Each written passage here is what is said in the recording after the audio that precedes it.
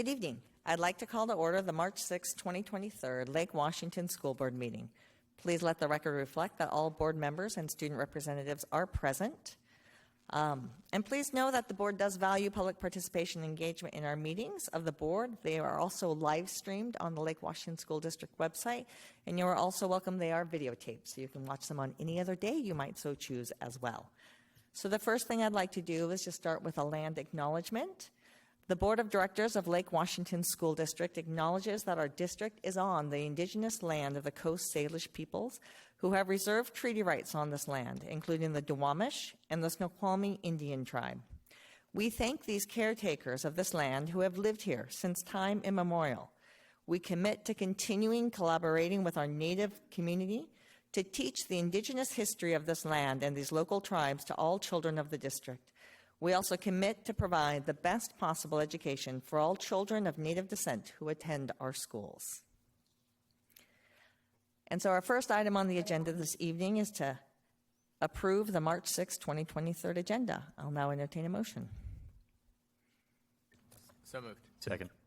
Been moved by Director La Liberty and seconded by Director Carlson to approve the agenda as presented. All those in favor, please signify by voting aye. Aye. Aye. Anyone opposed? Hearing none, motion carries. All right, so our first item on our agenda this evening is recognition of the National Board Certified Teachers. So Dr. Holman, you are up. Absolutely, and so I'd like to welcome Director of Professional Learning, Emily Young, up to the microphone as she'll lead us through this recognition. And I also just want to offer congratulations to all of our teachers who are either new or have renewed their National Board certification. I can only imagine what it's been like over the last couple of years to go through these processes. So congratulations to you for this effort, and I'll pass it on to you, Emily. Thank you, Dr. Holman. I would like to thank our school board and superintendent for the opportunity to honor this year's National Board Certified Teachers in the Lake Washington School District. The National Board for Professional Teaching Standard was created in 1987. It is an independent, nonprofit organization devoted to advancing the quality of teaching and learning.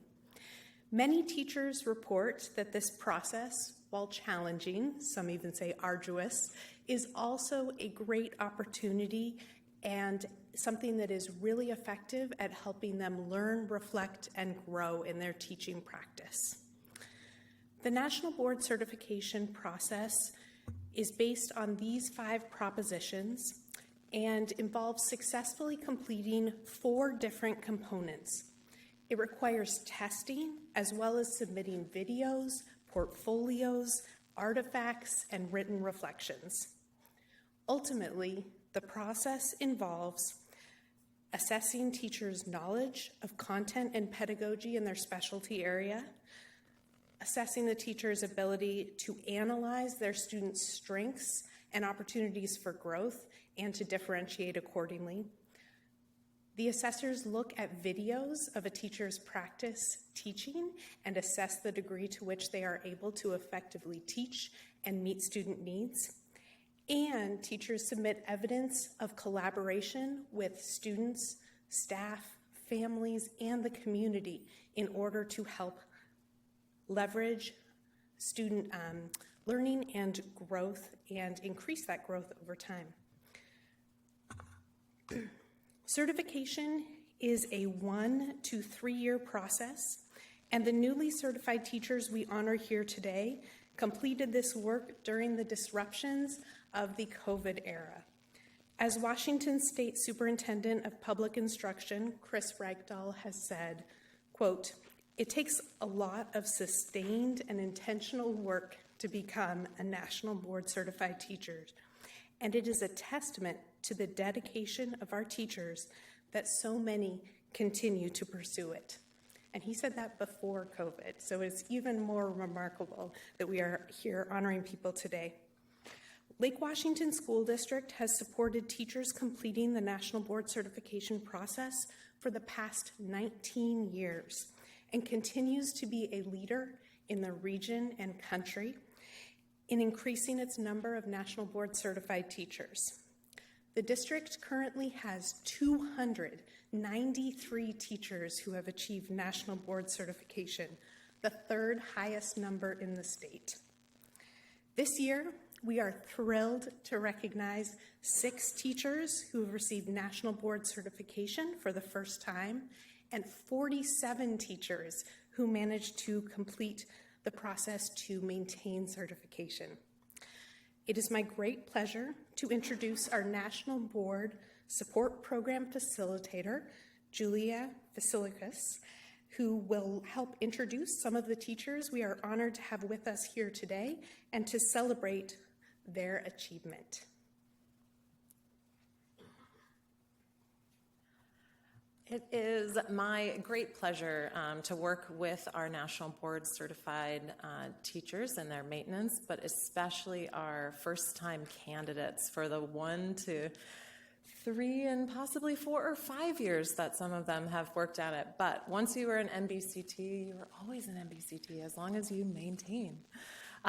It is my absolute privilege to be able to present to you today our newly certified NBCTs that have joined us today. I fully recognize your hundreds and hundreds of hours of work that you have put toward your profession and your craft. So if you would come up when your name is called, and we hopefully will call everybody that is here, and if we miss anybody, we're going to ask at the end too, just in case we don't have you on a RSVP. So, Fariha Nasir, come on up.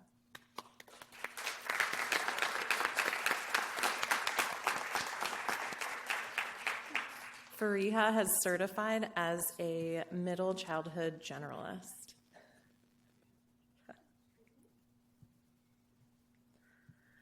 Mia Orloff.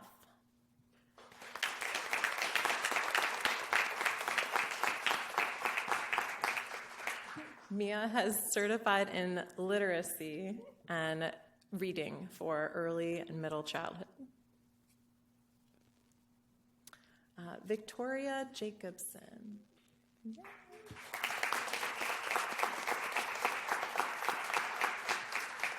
She is also certified in literacy and reading in early and middle childhood.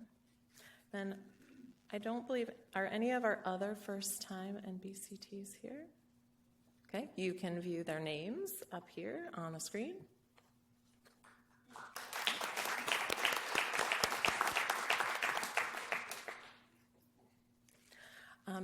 There are multiple slides of MOCs because there are so many. I'll leave the screen up for a little bit and we'll read through our list and we'll keep going from there. But many of them have joined us today. Jody Bawa.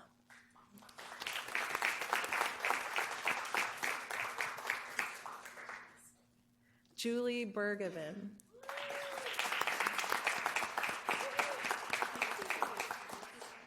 Jennifer McCreary.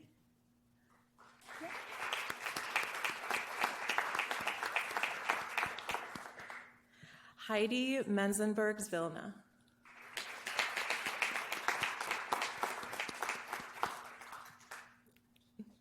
Robin Miller.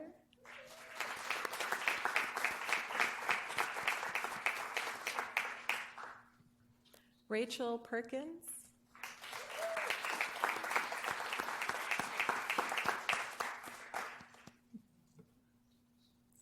Natalia Stein.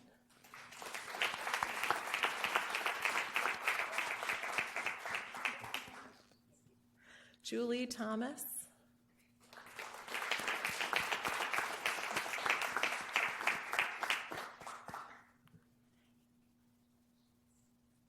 Kyla Thompson.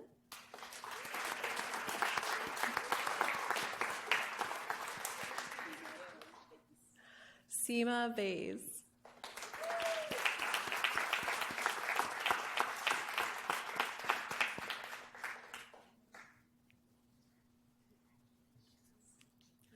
And are there any other NBCTs who are maintaining their certification that happen to be here?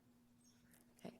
Keeping in mind that NBCTs, while they've already shown that they are accomplished teachers, they have to maintain their certification now every 5 years by demonstrating again with a video and reflections and analysis of their teaching, as well as showing growth in their profession. So I think that's it. Thanks. Thank you so much for the opportunity to present here tonight, and congratulations to all of our newly certified folks.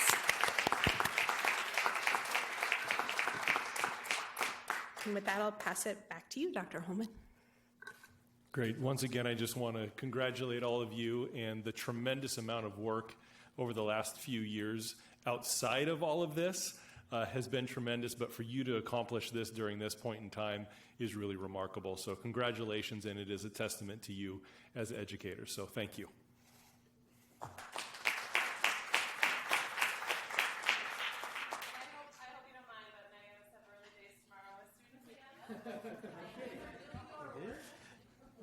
Director Carlson.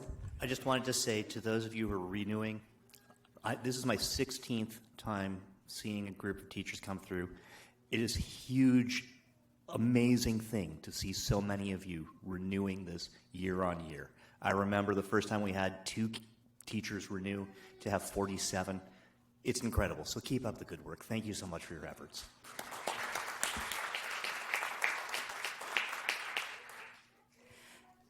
Thank you very much. All right, so our next item on the agenda is a proclamation declaring the week of March 14th to the 18th Education Support Professionals Week. And I'll ask Director LaLiberty to read the proclamation. Okay, this is the proclamation for Educational Support Professionals Week. Whereas educational support professionals are involved in nearly every aspect of education, including maintaining school buildings and grounds, providing secretarial and clerical assistance, preparing and serving meals, providing safe transportation, keeping school facilities clean and orderly, assisting in the classroom, providing a secure and healthy environment, and many other specialized services. And whereas education support professionals are instrumental in fulfilling the state's responsibility to educate all students, and whereas these dedicated individuals deserve recognition and thanks for their outstanding work they are doing for the students enrolled in Lake Washington School District, and whereas by supporting the learning environment, education support professionals are crucial partners with teachers, parents, administrators, and school boards in public schools, and whereas there are approximately 2,000 classified school employees working with and helping children in Lake Washington School District, therefore, the Board of Directors do hereby proclaim next week, March 13 through 17, 2023, as Education Support Professionals Week in Lake Washington School District.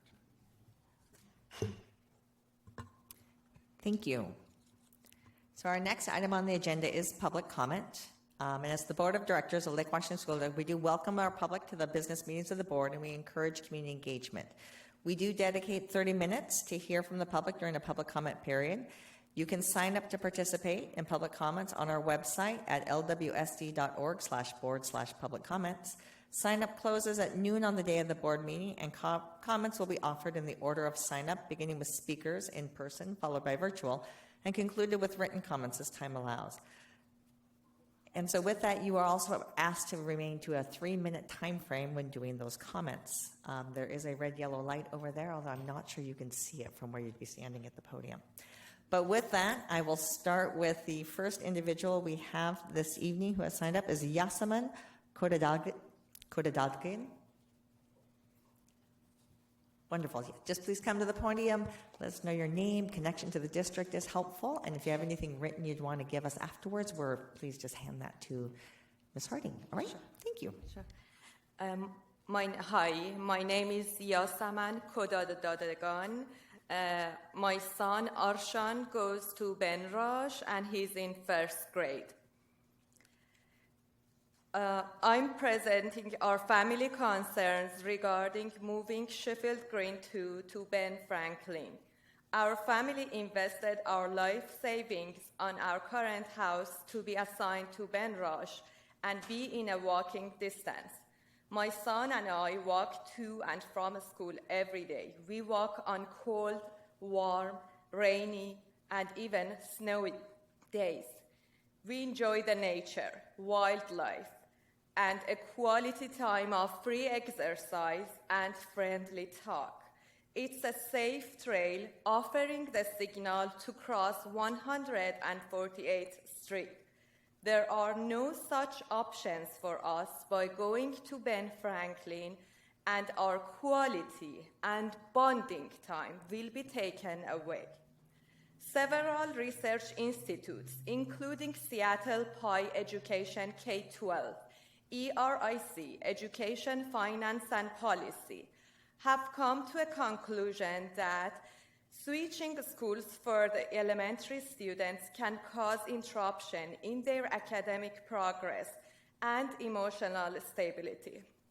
COVID put us through abnormality for 2.5 years that had negative impact on building relationships.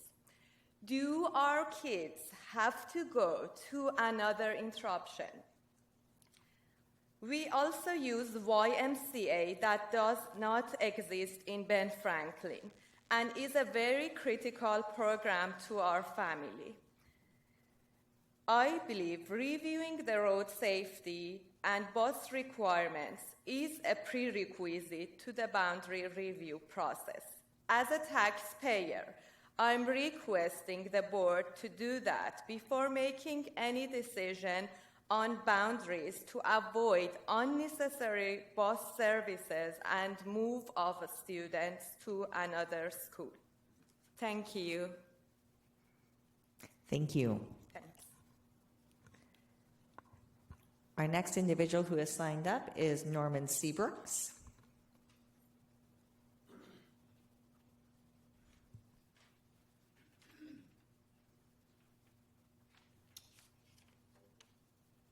Good evening, and thank you for allowing me a few moments. I'm a trustee from Cascadia College, and I want to provide an update to Cascadia and our ongoing efforts to reach out to the local school boards. We had a very productive meeting last Friday with your leadership, the president and the superintendent, where Dr. Eric Murray discussed in some detail what is going on at Cascadia and what we're doing to try to improve our relationships with the local school boards, because we see that partnership as being beneficial to both Cascadia and to the local districts. Eric spoke to the Redmond City Council about our new Togetherness Center, and he made it, I think, very clear that we wanted a partnership not only with the district but also with the local government to do what we can to improve the relationships and the access to information about our school. In addition to that, Cascadia has made a donation to a local center to help Spanish-speaking students and their parents complete applications for federal grants. Again, in an effort to make sure that everyone has access to the information. Last but not least, I think it's critically important for me as a member of their Board of Trustees to make a point of attending as many of these school board meetings as possible, because I'm a conduit not only from Cascadia to the school board, but I've got a responsibility also to make them aware of what you are doing as well, so that they can create programs that are beneficial to you and the students of Lake Washington. Thank you for the time, and again, I enjoyed our meeting last Friday, and hopefully we'll have more opportunities to get together and talk about how we can help each other. Thank you.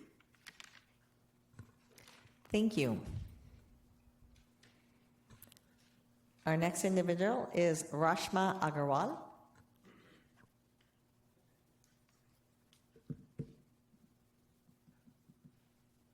Hi, good evening, Superintendent Holman and board members. My name is Rashma Agarwal. I'm here as a resident of Redmond. Sorry for the echo. And my son is in grade 2 at Ben Rush Elementary. Our family has chosen to live in this community because we can walk to school. We walk to school using the Bridle Trails path. It's a 0.5 miles. It takes us 10 minutes to get to school.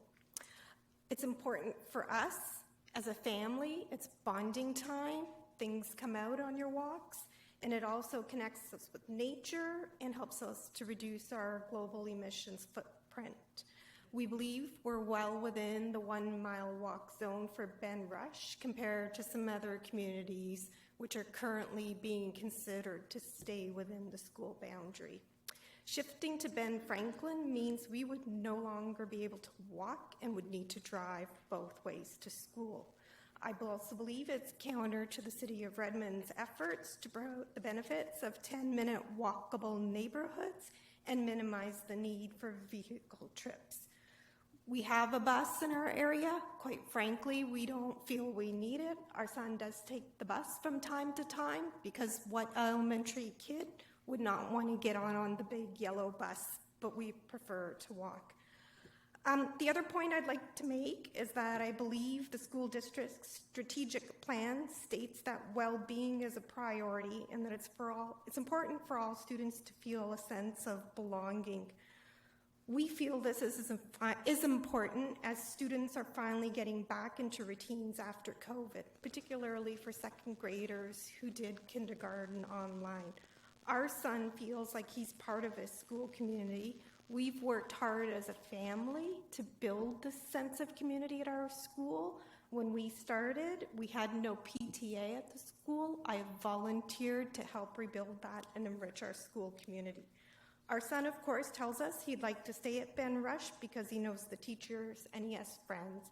All of his current friends would be staying at Ben Rush in the proposed redistricting. It would really impact his sense of community, and we believe it would destroy his emotional well-being and set him back. We also currently have YMCA care at the school. Putting us on a priority list at Ben Franklin Elementary does not guarantee us a spot. There is a long waiting list at Ben Franklin. We also believe there needs to be a reanalysis of the expected growth numbers. I listened to the study session quickly, and I honestly would ask you whether you think you have confidence in the projections in order to make this decision. We urge you to take a look at a phased-in approach that would let current families stay at Ben Rush and have new families start at Ben Franklin. As a taxpayer and a resident, I really do feel like there needs to be more outside of the box thinking and other solutions need to be found besides variances.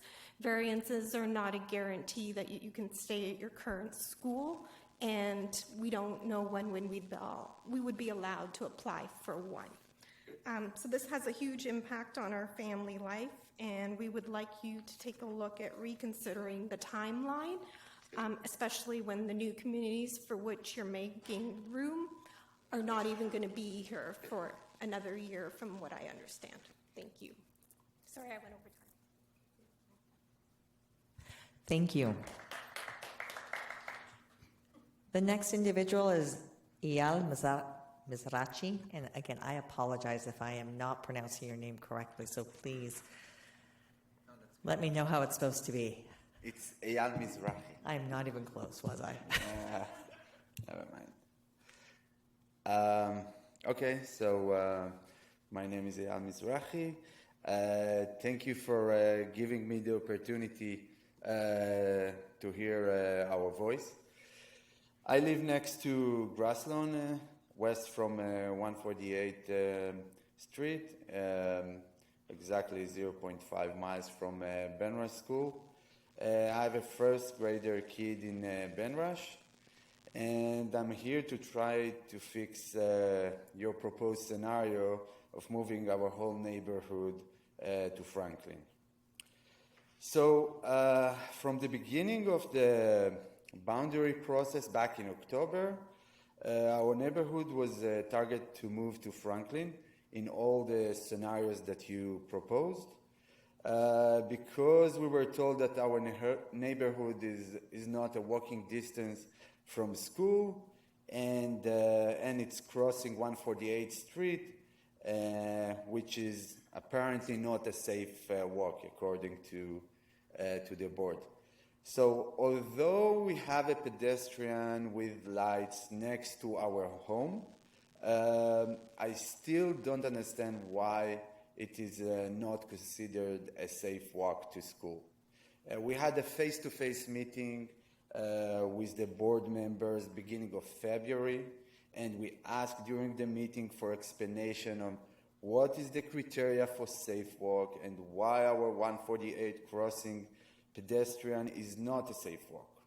Only last week, unfortunately, we got an answer without reply to our safe walk concern and ask. So again, we didn't get any answer on that, and we were disappointed from that. One of the reasons we have chosen our home is to be close to school and allow our kids to walk and ride on bike to school. So moving us to Franklin would not serve this purpose. We were told that Abaddon is over capacity. Abaddon is over capacity, and therefore the plan is to move students who live in Avalon and Eves to move them from Abaddon to Ben Rush. Since those neighborhoods will have to use a bus to get to Ben Rush, we don't understand why not moving them directly to Franklin. Why are you creating double impact by, I would say, expelling our kids out of Ben Rush while moving other kids to Ben Rush? For us, it totally doesn't make sense. Again, we asked those questions in the meeting and we didn't get an answer again. One of the alternative scenarios that we proposed. Okay, sorry.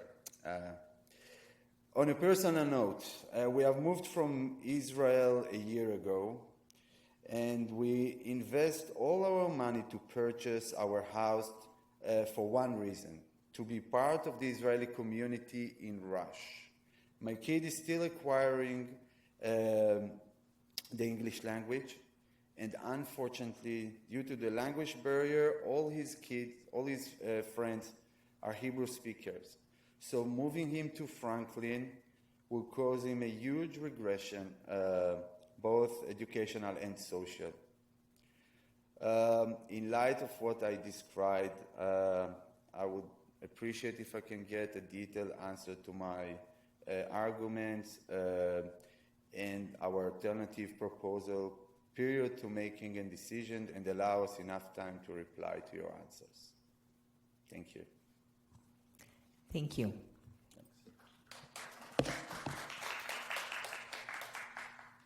So our next person who has signed up is Kaylee Piver.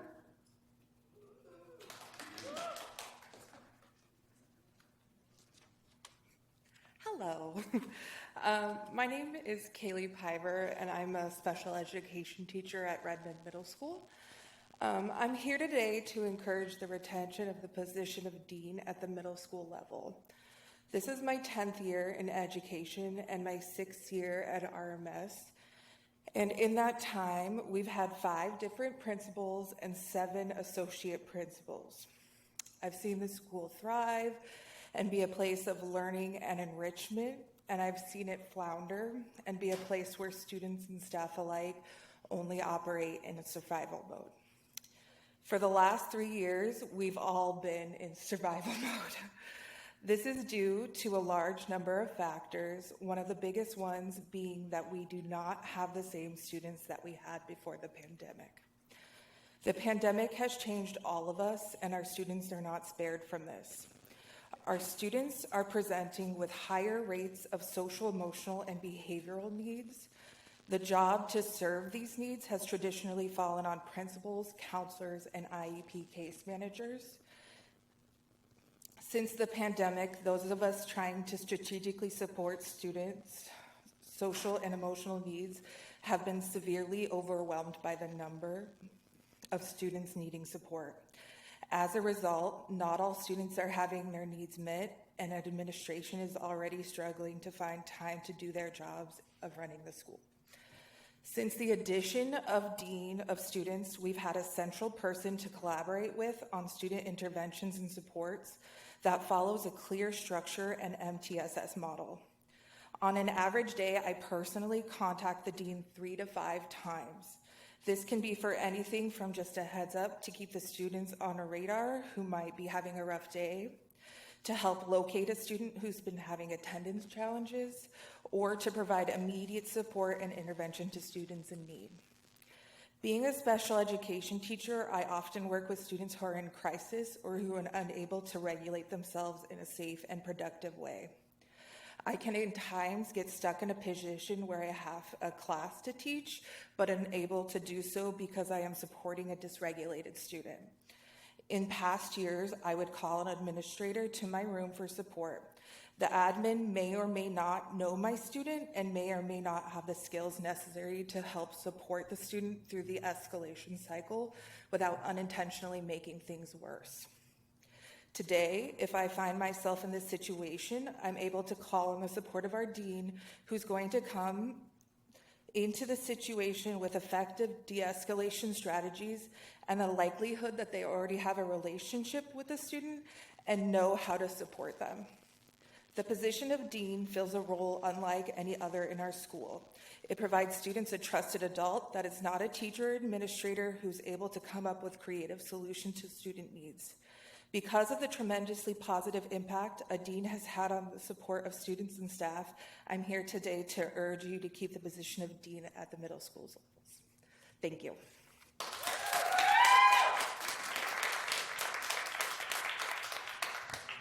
Thank you. And now the next person I have is Lisa Guthrie.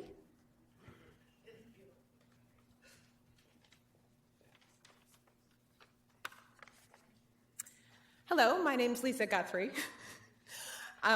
My family has been part of the Ben Rush community for 10 years. We have 3 older kids who have gone through Ben Rush and a current second grader. Our home is located less than a half mile from school, easily within the 1 mile walk area radius defined by RCW 28A 160-160. We live closer to school than the majority of Ben Rush families. Yet our neighborhood has been targeted to move to Ben Franklin Elementary in every single one of the boundary scenarios put out. When we asked why none of the scenarios considered other neighborhoods that are further from Ben Rush, we were told that the primary reason is that our neighborhood currently receives bus service due to hazardous conditions along the route to school. Specifically, to get from our neighborhood to Ben Rush, students must cross 148th Avenue Northeast. We have been told that district policy prevents elementary schoolers from crossing a 4-lane road. We have asked repeatedly for the text of the policy where this criteria is defined. We have yet to receive it. Washington Administrative Code 392-141-340 and LWSD Policy 6605 both reference a Washington State Department of Transportation guide entitled School Walk and Bike Routes, a guide for planning and improving walk and bike to school options for students, as guidance for determining hazardous conditions. That guide specifically states, quote, "There is no universally accepted definition of what makes one walk route safe and another hazardous." It goes on to call out unsignalized crossings of 4-lane roads as, quote, "potentially hazardous." But this does not apply to the 148th Avenue crossing, which has a dedicated pedestrian signal, full red, yellow, green, activated by a push button, with no turning cars or other hazards to navigate. It's on my regular commute to work, and I find it very safe. Washington Administrative Code 392-141-340 also states that districts must review walk areas every 2 years. To my knowledge, Ben Rush's walk area has never been reviewed, not in the 10 years we've been part of the school, nor as part of this boundary process. I suspect that the current walk area definition predates the installation of the pedestrian signal. But again, requests for the most recent review of this area have gone unanswered. We've been asking the district to take a second look at our busing situation since the very first round of feedback in November. We have been repeatedly dismissed. At this point, I'm not just frustrated as a parent, I'm frustrated as a taxpayer who's been paying to transport kids via bus for years, apparently unnecessarily. Regardless of your final decision on school boundaries, I hope you take a close look at current walk areas for all schools to see where there are other locations where this is happening. How many other decisions are you making based on faulty or outdated information about which kids need bus service? Thank you for your consideration. Thank you. And the next person, I believe they are here in person tonight, is Michael Keenan.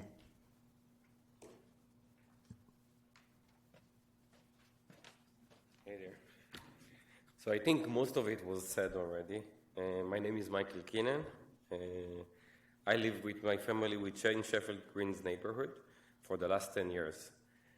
I'm here as a concerned parent, like you saw all the rest before me, and I think they covered most of the angles, right? We talked about buses, we talked about COVID, we talked about even the economy, if the numbers that we started the analysis on are still relevant with what's going on right now. And I will tell you that when I joined many of the calls with the committee, most of the answers the questions remain unanswered. I think that's the main thing that we should be concerned right now, because we took the time, we joined the meetings, we spent all the time that we needed to think what are the options. We came up, with ideas to the committee. The committee, from day one, and it was said, targeted our neighborhood as a neighborhood that must move to Ben Franklin. In reality, you heard the people here. We have a walking distance to school that we're using. We have a neighborhood and a community that is strong and contributing to Ben Rush. And we are here because we really care. And if I'm going to add to all of it the fact that, I know all of you are here because eventually you care about the kids, right? This is why we are here as parents, and this is why you are here as part of this committee. And if I'm looking at the kids that suffered from the first 2 years of COVID, my daughter is on 3rd grade. The COVID started when she was in kindergarten. I will tell you that until today, and I think someone not related to us talked about how kids still suffering from COVID. We have a 504. I'm meeting the principal and the counselor and the teacher every other week. And eventually we're taking the same students that suffered so much and trying to move them. We really need to think about these kids. Okay, there's a lot of factors that we need to be considered. But eventually, let's look at the kids. Maybe they are not the right targeted population to be moved right now. So I really recommend that you will look again on the proposal, on the decision, and let's look at the added value and the things behind the dry facts, what we're doing to these kids and to whatever the decision will be. That's it. Thank you. So the next person I have signed up is Megan Hightower. She is signed up to be virtual. Oh. Do you have a Marco Manuel on there? I do, and I apologize. I did skip it. So Marco Manuel, please come up, and I apologize. I'm in the email. I saw my name. Thank you for speaking up. Good evening. My name is Marco Manuel. I'm an 8th grade teacher at Redmond Middle School, and I'm also here tonight to talk about advocating to keep our Dean of Students position across all of our middle schools. As I understand, the dean was intended to be a temporary position this year, and I want to talk to you about the huge impact that this position has had, and that I believe it has at other buildings too. I know that, there's been different groups advocating for it, we've had teachers on calls, and I know at my building, my administrators organized some collection of written statements from teachers, and I just wanted to come and voice my advocacy directly to the school board, as I've already talked to my principal, and I've also talked to Whitney Meisner, and just asked hey, what are we doing about this? And everybody says, Well, it's not in my control. So here I am. This one position in our building improves the lives and situations of over 1,000 students and staff, and just in my building, I imagine the situation is similar in other buildings. Our dean is able to confront situations and support teachers in ways that administrators just can't do. They're a central person that every student can build a relationship with and help support in some of these challenging situations that administrators would have to do. And this person being there allows administrators to build community in the schools and also continue to build relationships with those students. And the students that deans support are our most challenging types of students, the ones that need those MTSS Tier 3 interventions and supports, those students that we say, we are here and we're trying to build these systems to support. This one position makes that so much better. And as I've said, I've talked to as many people as I can, and I know other groups have organized to try to do similar things. And so we brought a handful of teachers here, and I know that in previous school board meetings, other professionals have come and talked to you and made similar statements, and I wanted to add mine to the list. Thanks. Thank you. And do you know if Megan Hightower has come online? Just now. Ah, excellent. So Megan, whenever you are ready, if you wanted to send her a quick chat. Thank you.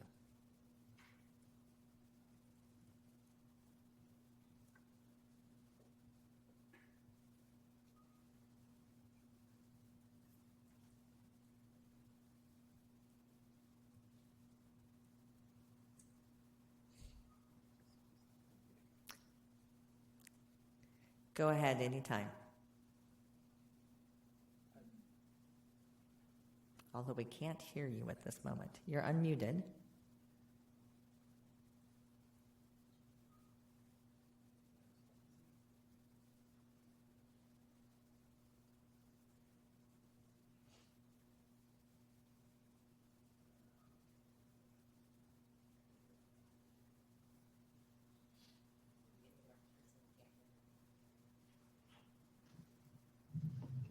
Let me try that. Can you hear me now? Yes, we can. Thank you. Go ahead. Yay! Okay, thank you so much. Hi, my name is Megan Hightower, and I really appreciate the opportunity to speak tonight. I live on the west side of 148th, 9/10 of a mile from Benjamin Rush. My son is currently on his 3rd year, and we've never used the bus. We don't qualify because our home falls under the 1 mile from door to door. We can walk, ride our bikes, and sometimes I'll drive him. And we have 2 very easy options to cross safely, both at the main traffic light of 148th and Old Redmond Road, or at the Bridal Crest Trail pedestrian crossing. There, it's just a push of a button, and the signal is a fully functioning traffic light with a direct path to the school. Both directions are exactly 9/10 of a mile. The move to Franklin will add a mile to our distance, interrupt a long-established care relationship with the YMCA, and impact hard-earned friendships and supports that we have in place. So understandably, I have some pretty big feelings about this, but I know that I'm not alone. This process we know is a balancing act, and we can't debate that there's growth that needs to be mitigated for the greater good. We don't want our teachers and schools to struggle, but we want to be heard and we want to be considered. And I'm not convinced that our neighborhoods on the west side of 148th ever had a fair shot for an alternative in this process, because the options on the table never included keeping us at Rush. So what we hear and are learning is that families who live further away, who don't currently have children established at Rush, and who may not even live in the neighborhood with construction still underway, may be taking our place. and we feel we did not have a fair say in that process. So I just ask that you consider the impact as you're finalizing and do everything in your power to support those of us who may end up making some pretty tough changes. Thank you very much for listening.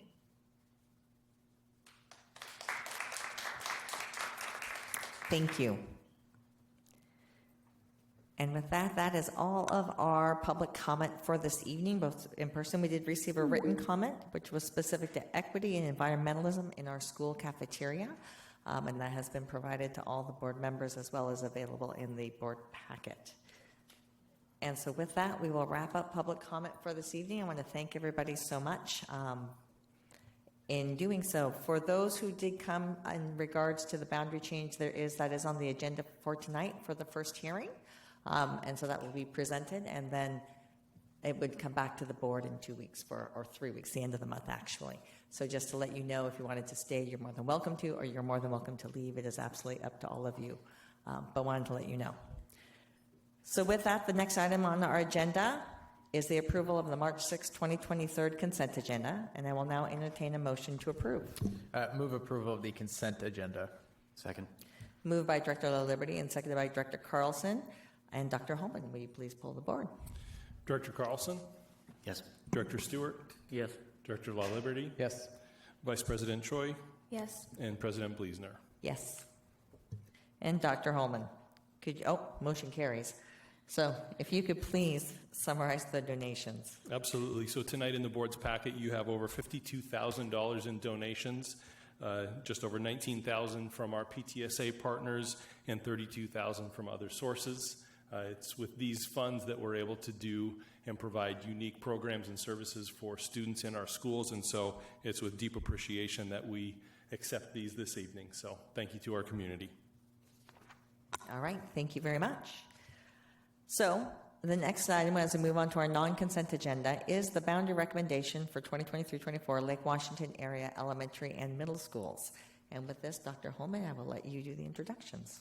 Absolutely. And just want to provide context for the situation that the board will be receiving tonight. And I think the board is aware that boundary processes is something that I've been involved with over a number of years. And whenever we're doing boundary changes, well, yes, it's about maps and data and things like that, but at the end of the day, it's about students and families who love their schools. And so that is not lost through these processes.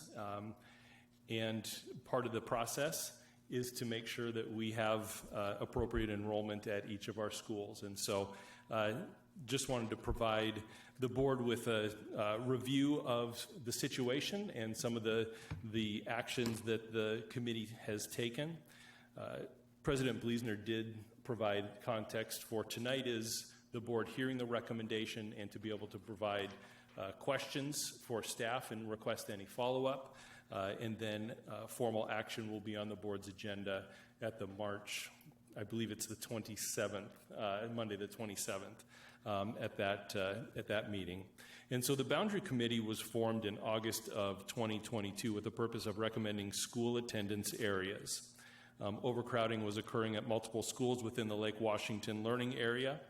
In fall of 2021, the district added 20 classrooms at Franklin Elementary for a total of 8 additional classrooms, Rose Hill Elementary for a total of 8 classrooms, and Twain Elementary for a total of 4 classrooms at that school site, all within the Lake Washington learning area. Additionally, an 8 classroom addition is currently planned for and will be implemented over the next 2 years at Kirkland Middle School for an opening in fall of 2024. The Boundary Committee was charged with making a recommendation for the attendance areas of the schools affected by current and potential overcrowding. Parents provided feedback throughout the process on the criteria used by the committee and some proposed scenarios. At the November 17, 2022 open house, the Boundary Committee presented 3 scenarios to the community for review and feedback. Public comment was available from November 17 through 27. The committee reviewed community feedback and made adjustments to meet the committee's charge and to align with the boundary criteria. The Boundary Committee published 2 revised scenarios in an online open house starting on January 19, 2023. Public comment was made available between January 19 and January 30. Finally, the Boundary Committee analyzed and reviewed all feedback from the online open house in order to develop their final recommendation. The Boundary Committee's final recommendation was based on alignment with the boundary criteria, ensuring enrollment was distributed across the Lake Washington learning area, and feedback from each comment period. The final recommendation was presented to me on February 14th. Additionally, throughout the process, I received ongoing updates from Associate Superintendent Barbara Posthumus, and I can tell you there were a number of different considerations that I asked Barbara to bring back to the Boundary Committee for review. Some of that were considerations that we heard during public comment tonight around different ways to view and consider this final recommendation. And so tonight I have taken that into consideration as you receive this final recommendation as presented by Associate Superintendent Barbara Posthumus. This is my recommendation to the board. It references adjustments to all elementary schools in the Lake Washington, or not all. It references adjustments to elementary schools within the Lake Washington learning area, adjustments to the middle school boundary between Kirkland Middle School and Rose Hill Middle School, and there's a recommendation for what historically we called grandfathering. New vernacular is exceptions. I also want to reference for the board prior to this that an atypical part of the recommendation is a recommendation to open our schools that are involved in this process, Audubon, Rush, and Twain Elementary, for variance. And that is an atypical part of this process because we do know that our current projections have somewhat modified, and we know that schools are still overcrowded. And so a variance is a parent requesting placement at a school, and that is not a guarantee, but it is optional based on availability of space. And so with that, I will hand it to Associate Superintendent Barbara Posthumus to walk through the recommendation in totality. Great, thank you very much.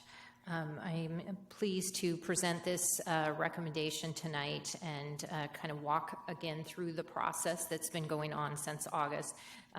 Again, we don't take this work lightly because it does impact our families, and so we want to make sure that we're putting a lot of thought and intent into it. So just a reminder tonight, the policy connection attendance areas that the superintendent shall recommend attendance area configurations to the board of directors. Tonight I am going to talk about kind of the drivers, the capacity enrollment, share the committee process, share information about our community engagement and input, again, share the recommendation, share the implementation timeline, discuss the boundary exception process, the variance considerations, and then talk about next steps for communication and transition planning. So first I'll review, again, the capacity and enrollment situation. And as Dr. Holman described at the beginning, the reason that we are doing this boundary process is we had many schools over capacity in the Lake Washington learning area. We did have the construction levy provided 20 additional classrooms that were opened in fall of 21. We also have additional classrooms that are being added to Kirkland Middle School, and we did a boundary process. The last time a boundary process was done in this area was 2014. So the committee was charged with providing a recommendation to the superintendent and to make recommendations for the attendance areas of the schools affected by current and potential overcrowding. And the elementary implementation is planned for this fall, and the charge was the middle school implementation is planned for fall of 24, which is when the addition will take place. Again, the committee looked at current and projected data, school site-specific information. They looked at regional and geographic considerations, feeder pattern considerations, and demographic considerations, and of course, stakeholder input.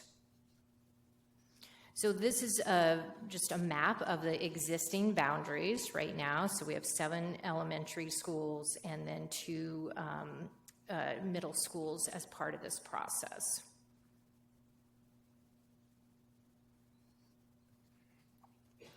So this chart is, and all of this information is on our district website as well, but this chart shows kind of the current situation. So on the left is each of the schools, elementaries first and then our middle schools, and the capacity of those schools, and that's the total capacity of each school, including portables. And then the next column after that is the attendance, the current enrollment of each of the buildings. And then in 2022, either blue, green, yellow, or red for the percentage of capacity. And then the next three columns to the right are the forecast in 2026. So again, our goal is to provide typically a boundary process for the next through 2026. We know that while we have projections that go out to 2032, those projections are less exact, and so when we do a boundary process, we look at a shorter time frame. And so you can see if we did nothing, we've got multiple schools that are really at or over capacity. You can also see Kirkland and Rose Hill really are out of balance. When we've got Rose Hill Middle School by 2026 was going to be 1,200 students, and Kirkland Middle School 581. So again, the charge of this committee was to better balance our enrollment across the district. There is a question, if you would mind. Director Liberty. The 2026 forecast, is that updated with is that consistent with the forecast that we received from Flow in advance of this meeting? So the boundary process, because it started really before the summer, and then the committee started in August, they used the forecast based on last year's forecast, and then in September, they updated the enrollment, or actually in October, they used the updated current enrollment. And so no, these do not reflect the forecast that was provided just 2 weeks ago. What they did do is kind of make sure, they did a check kind of with that forecast to make sure it didn't change anything significantly, and it did not. And so again, I'll talk more about that as we go through the process of kind of what our considerations were given the updated forecast. Okay. I'll wait. Okay. All right. So as I've shared again, kind of what the committee was looking at, what we knew to be the actionable data was we have really 3 schools, Audubon, Rush, and Twain, that were over capacity and expected to remain there in future years. We knew that Franklin and Rose Hill had capacity for additional students. Rose Hill Middle was approaching capacity. Kirkland has capacity now, and the addition was going to provide more capacity. The other unique situation in this learning area is that we had an elementary school, Twain Elementary, who did not really have a boundaried middle school. They have historically been allowed to choose between Kirkland and Rose Hill Middle School. So the charge of the committee was also to define a boundary for Twain Elementary. So next I'll talk about the committee process, and just again, who is on the team. The committee was made up of the building administrators from each of the elementary schools and the middle schools. The committee was facilitated by Flow Analytics. Kent Martin, who is a former school district administrator but now works for Flow Analytics, he was a fantastic facilitator of our committee. Myself and Dale Cody also were part of the facilitation on the committee. And then we had central support from our transportation team, our communications, special services, school support team, and facilities team. And then Flow, again, had also technical staff that were helping with the process to do the mapping and the analysis. So the staff working committee developed the recommendations. Those recommendations were informed by community input and analysis. And again, and the committee provided the recommendation to the superintendent, who is here tonight providing the final recommendation to the board of directors.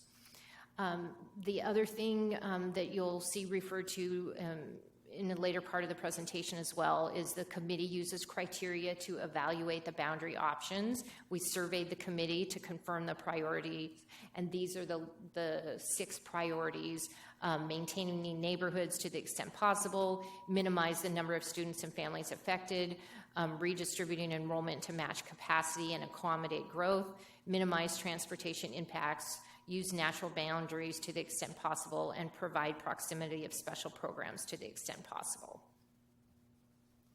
So this is just a pictorial slide of kind of the development is, when this process started out, Flow Analytics actually provided what they call a springboard. So they provided a starting point of here's an option for the development. Then the committee continues to build, they take it and build different scenarios. The committee built multiple scenarios and then gets feedback and again creates a final scenario. And I'll continue. So the final recommendation is based on data. It's based on a collaboration. Again, committees working together, getting community feedback, getting consensus. The Flow allows you to do on-the-fly scenario modeling. We have, again, open houses with the community, and again, being transparent in sharing frequent updates and providing the data throughout the process. So as I said, the committee developed numerous scenarios. We had over 20 scenarios were developed, consensus scenarios, and again, many of those scenarios were not workable, and so again, the committee took consensus scenarios, and those were shared at open houses for feedback, and then based on the feedback we received, that was used to revise scenarios, and again, ultimately bringing a recommendation to the superintendent. And I see there's a typo there. So this is the timeline. We've shared that in other presentations, but we are at the very end. This this kicked off in June, really. The committee started meeting in August, and we are here right now in March with the recommendation. So next, I want to talk about our community engagement and input. So our communication, we began this process with a press release. We had a dedicated website page dedicated to the boundaries. All boundaries were directly sent to the parents through Parent Square, and there was a dedicated boundary email that anybody could send a question to, and then those were responded to. And then principals also provided information in their school newsletters. We engaged the affected families with a survey regarding the criteria in October. We had an in-person open house to gather, to share the scenarios in November and gather feedback. And then we had a second, online feedback opportunity about the proposals in January. And then we also provided families, again, anytime there was new action or anything new posted on the website, families were notified via Parent Square. We sent a notification out this Friday that the final recommendation was on the website and would be presented tonight. So this is just sharing our website. where all the information was contained. As I mentioned, we did a community engagement survey. We launched that October 10th through the 18th. Over 7,300 families were notified about the survey. 703 completed the survey. This is just a ranking of the criteria that I listed before. And then, as I mentioned, we had open houses. 2 open houses were held to gather feedback. One was in person, one was online, where we shared the consensus scenarios and statistics. The first open house was in November, and it was held at Lake Washington High School. And the bar graph, you can see the distribution of the elementary schools represented from the feedback. We received 184 survey responses. Committee members at the open house were available to answer questions, and we got online feedback, and so that was open house 1.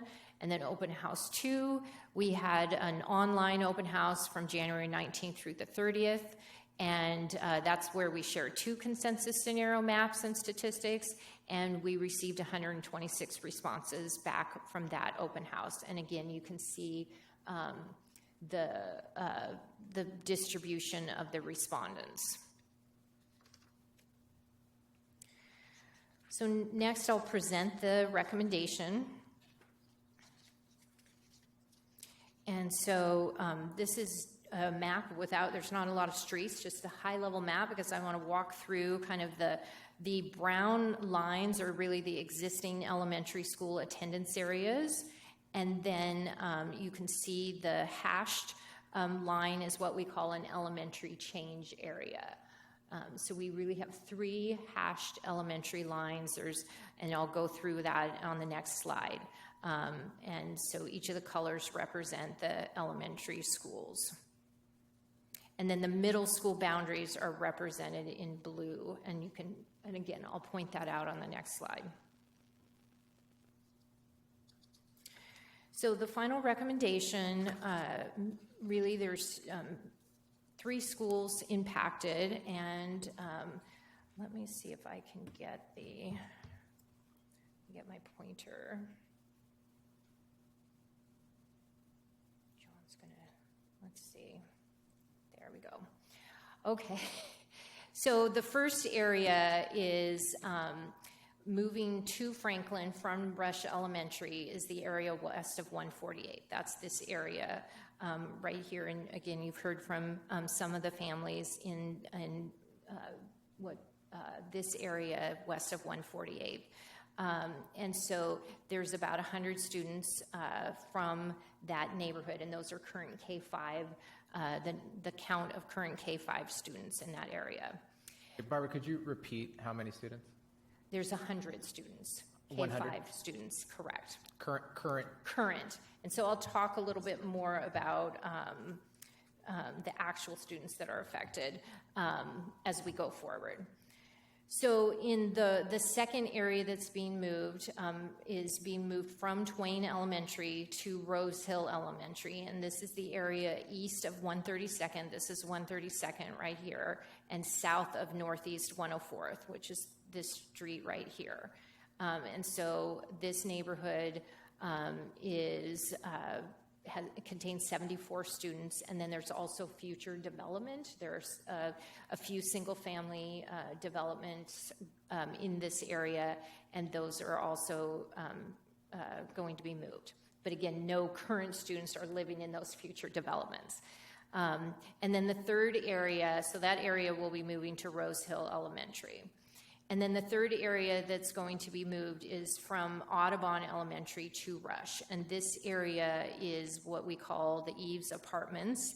And we actually had the Eaves Apartments split between Audubon and Rush in past boundary processes.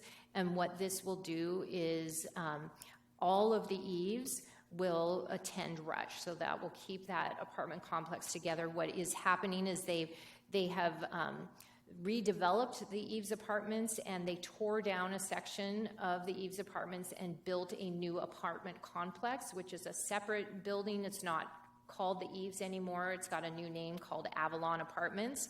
And so what what is being recommended is that new apartment will remain at Audubon. So the current eaves will move to Rush, and again, a portion of the eaves was attending Rush and a portion was attending Audubon. So that's about 81 students affected in that area. And then as far as the middle school attendance area, which is the blue arrow, so again, as I mentioned before, you have Kirk and Lakeview that were boundaried into Kirkland Middle School. You had Rose Hill, Rush, or Franklin, Rush, and Audubon that were boundaried. I just said that wrong. Kirk and Lakeview were boundaried into Kirkland Middle School.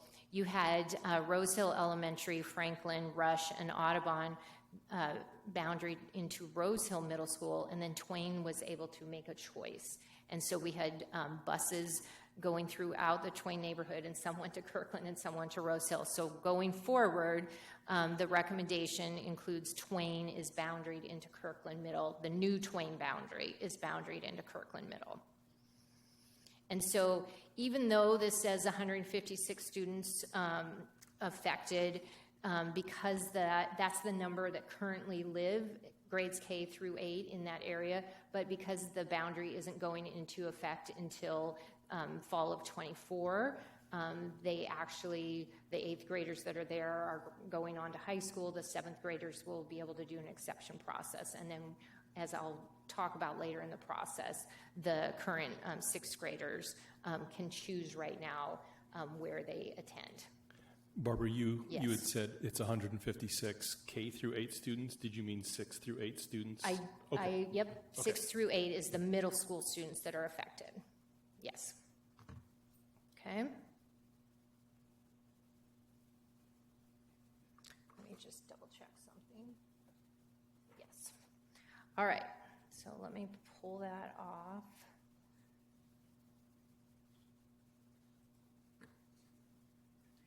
I don't know why it's doing that. All right. So this is a representation of the resulting statistics with the final recommendation. And as you can see, and one of the things I'll point out is this column, how Flow does their projections, is this is a revised 2022 attendance if the boundaries were in effect. So we realize no one is changing this year, but that's how they're, so this is the revised attendance if the new boundary. So really the numbers, the committee was working toward is that 2026. But the goal is and so what the final statistics show is we have really taken those schools that were over capacity and in red, and majority of schools are in green, and then we have 2 Audubon and Twain, in the 90 percentile range. And then you can see the result for Kirkland Middle and Rose Hill Middle is we're better balancing the enrollments between the 2 schools, and so they're both at around 90% capacity. Okay. All right. There we go. So I also wanted to walk through kind of the criteria. We talked about the criteria and walk through the criteria to talk. And so the first criteria was maintain neighborhoods to the extent possible. And that was met with this boundary process. We, in fact, this was kind of the first boundary process where sometimes you go to a boundary process and the feedback you get, you've divided my neighborhood in half. And, we really associate ourselves with this neighborhood. And so we did not have that in this scenario. So that was a positive. Minimize the number of students and families affected. The scenarios that were presented to the community ranged from an impact of anywhere from 165 to 363 elementary students and about 145 to 160 middle school students. The final scenario affects 255 students. And now, again, I will say that because that's K-5 students, the reality is the 5th graders are moving to the middle school. Fourth graders, and I'll go through that in the next process, have an exception process and their siblings. And so the reality of the numbers that are being affected is really around the 180 mark because of those two things. And then, as I've already described, the middle school, it's really not affecting any current students unless should they choose to be at their, should a current fifth grader choose to be at a middle school, should they choose to be in the middle school they're not boundaried into, they wouldn't move when those boundaries go into effect. So the next criteria is redistributed enrollment to match capacity. And so as I've showed with the prior slide, the elementaries are 81 to 99%, and the middle schools are at 90%. Minimize transportation impacts. Keeps current elementary walking students as walkers. And I know we heard public comment about some of our families who are in the busing areas do walk to elementary schools, and we understand that, but right now the boundary scenario does not move any current walkers to busers, and so that's a criteria that was looked at. And then now that we have a defined boundary for Twain, a defined middle school, it will reduce the double coverage of Twain due to the middle school assignment. Because again, right now we're running Kirkland buses throughout the neighborhood, Kirkland Middle School buses throughout Twain to take some kids to Kirkland Middle, and we're running a different set of buses throughout Twain to take other kids to Rose Hill Middle. We will be able to reduce our double coverage of that area. And then uses natural boundaries to the extent possible, consider barriers such as main roads, cliffs, and natural boundaries. 405 is one of those kind of natural boundary. This proposal did not shift anybody at the elementary level across 405. We are the middle school. We are because Twain will be going to Kirkland Middle. Proximity of special programs to the extent possible. Our Lake Washington learning area has already kind of moved to their inclusion model, so their students, programs for special education students are really being served at their home school. We've shared before the boundary process we did not provide, given the capacity considerations, it was not the charge of the boundary committee to provide space for the gifted program back in the Lake Washington area. That is the one area due to space that we have not been able to provide gifted, serving that in the Lake Washington area. So that was not the charge of the committee, but what I will say is on an annual basis, the district reviews program placement and should, depending on decisions that are made each year in gifted, that can be looked at, and we do that on an ongoing basis. Okay, so the implementation timeline. So as we've shared before, the elementary boundary change goes into effect in this fall in the 23-24 school year. So students will transition to their new schools this fall. The middle school boundary change will go into effect 1 year after that in the fall of 24. That's after the addition is open, and students will transition to their new schools that year. So Dr. Holman mentioned the exception process. So I just want to define what an exception is, and that's when, after a boundary process, students are given the option to remain at their current school for a set period of time. So we are making elementary exceptions, and again, this has been done in previous boundary processes. So the elementary exceptions applies to Audubon, Rush, and Twain elementary school students. All current fourth graders who would be moved next fall because of the boundary change will be allowed to remain at their current school for the 23-24 school year. There's not a requirement to, but they can stay should they wish to.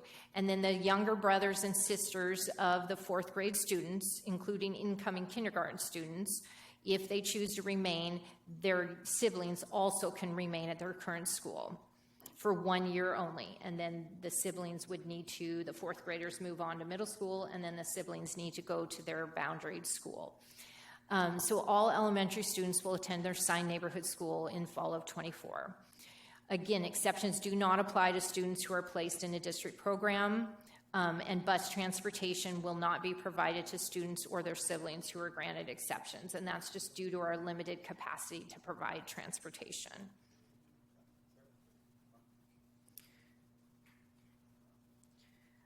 For middle school, in all 23, 24 seventh graders, so next year's seventh grade students who would be moved the following year in fall of 24 will be allowed to remain at their current middle school for the for the 24-25 school year. Siblings of those seventh graders who will be eighth graders, so if they have a seventh or sixth grade sibling, they will be able to concurrently attend the same middle school in the 24-25 school year only. All middle school students will attend their assigned neighborhood school the next year, fall of 25. Again, exceptions do not apply to students who are placed in district programs, and bus transportation will not be provided to students or their siblings who are granted exceptions.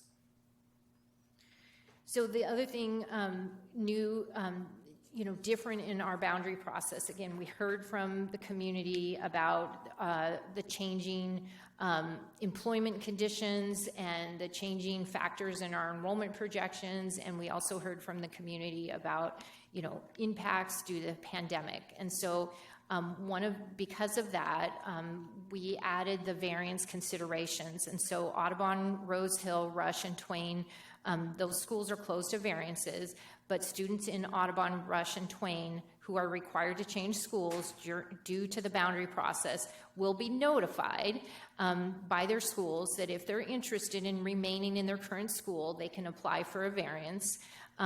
Variances for students will be accepted on a space availability. So again, should our projections significantly change, or should actual enrollment be significantly different, those variances will be reviewed. Siblings may also apply for a variance and will be accepted on a space availability at the school. Again, no bus transportation, and future variance requests for younger siblings are not guaranteed. So what we're able to do for next fall doesn't, because again, the enrollment may change in the future, so it wouldn't be guaranteed.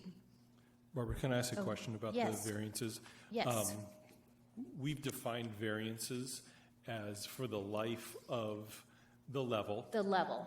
And that's, so let's say an individual student, I think we heard second and first grade tonight. So if I'm a first grade, if I have a child of a first grade student and I apply for a variance and that variance is accepted, it is accepted through fifth grade. Through fifth grade, it's not through a the level. consideration. That is correct. And it's for that individual student, and then their siblings would need to apply, but it's not guaranteed. Yep, it's not guaranteed. Thank you.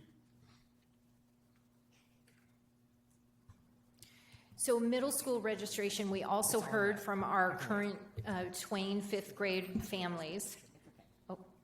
We also heard from our current Twain fifth grade families who had to register at the end of January at either Kirkland Middle or Rose Hill Middle, and that was prior to the boundary process being completed. And so we are, again, many of those families registered based on kind of the scenarios that they saw, but the principals will be notifying those families that if they wish to change their registration for the fall, they can do so. We have a question for you, Barbara. I believe it was on the prior slide. Director Okay, Liberty? I can go back one. Oh, now I'm going to mess you up. No, I'm ready. Okay. It's actually on about 8 slides back. Which Oh, is why then you I want, started. so let's go ahead and just let Okay. her finish out the presentation, I've and got- then we'll take questions. Yeah. All right, I've got one more slide, really. So communication and transition planning. So our next steps after this, and again, yes, this is my last slide. So following the final action, again, this will come back to the board at the May 26th, March 27th board meeting, not May, March 27th board meeting. Following that action, then the next day, we will send a district level communication, again, through Parent Square.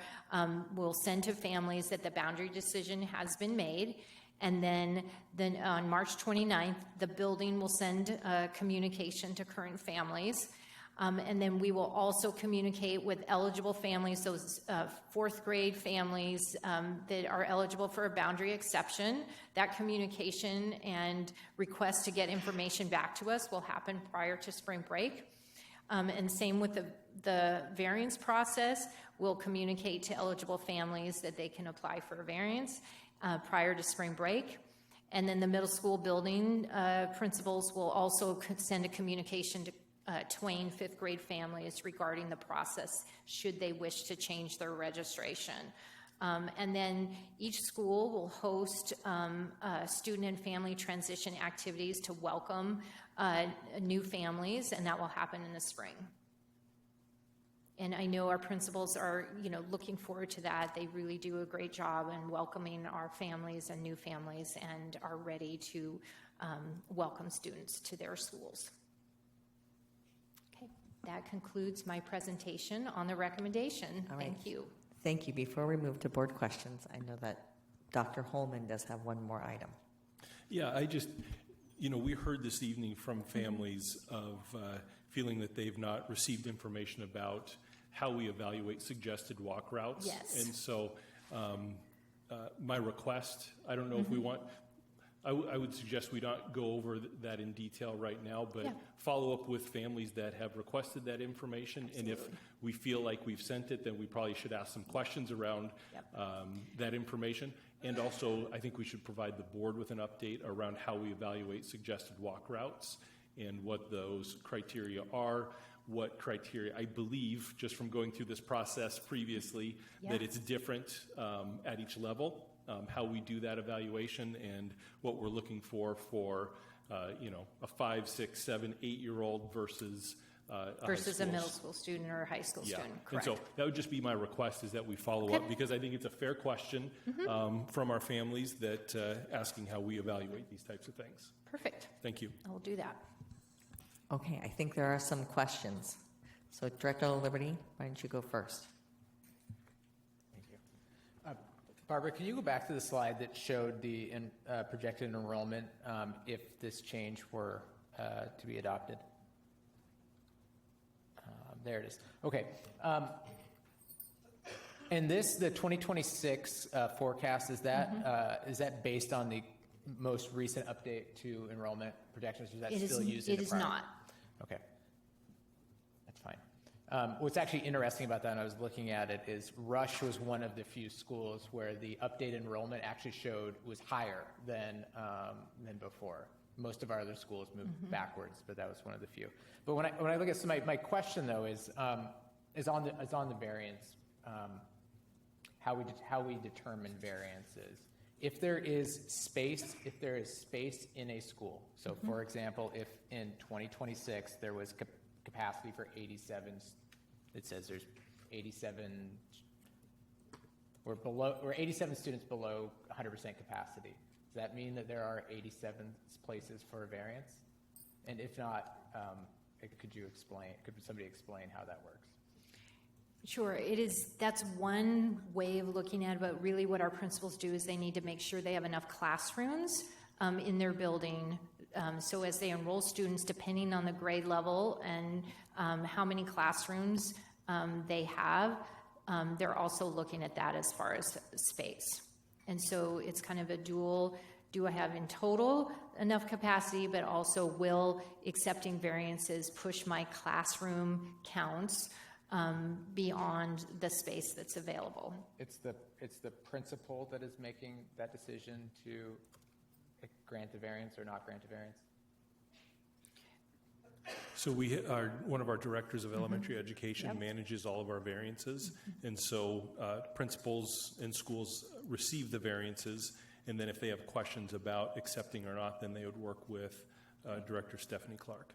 Okay. A comment, I guess now. Given that we are projecting that there will be some capacity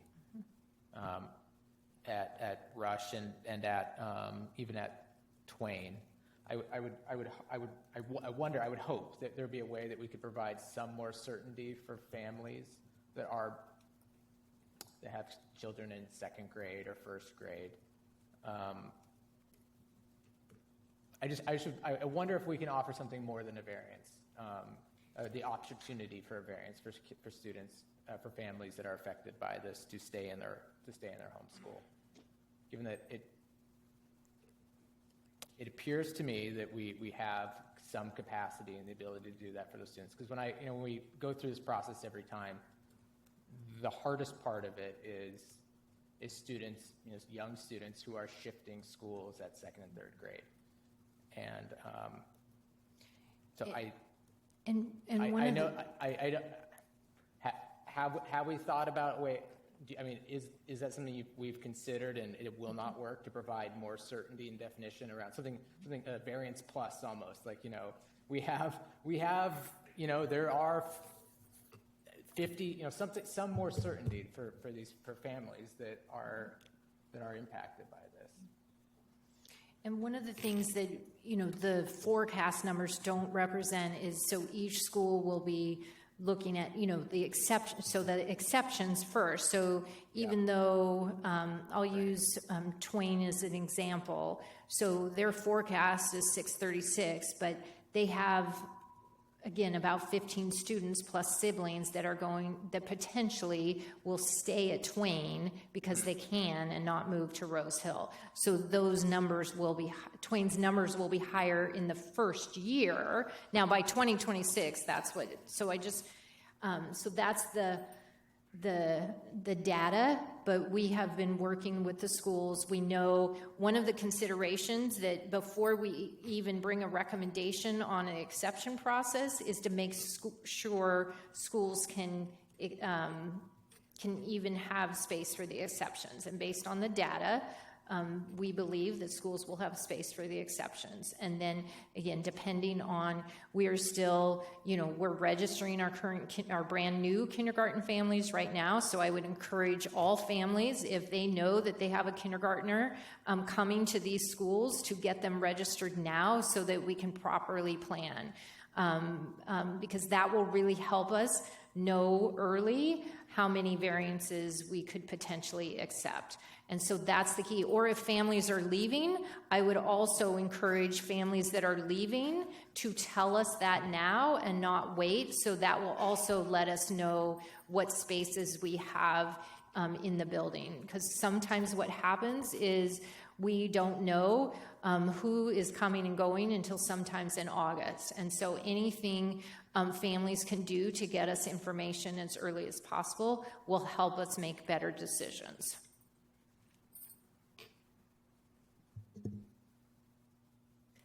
Director Stewart.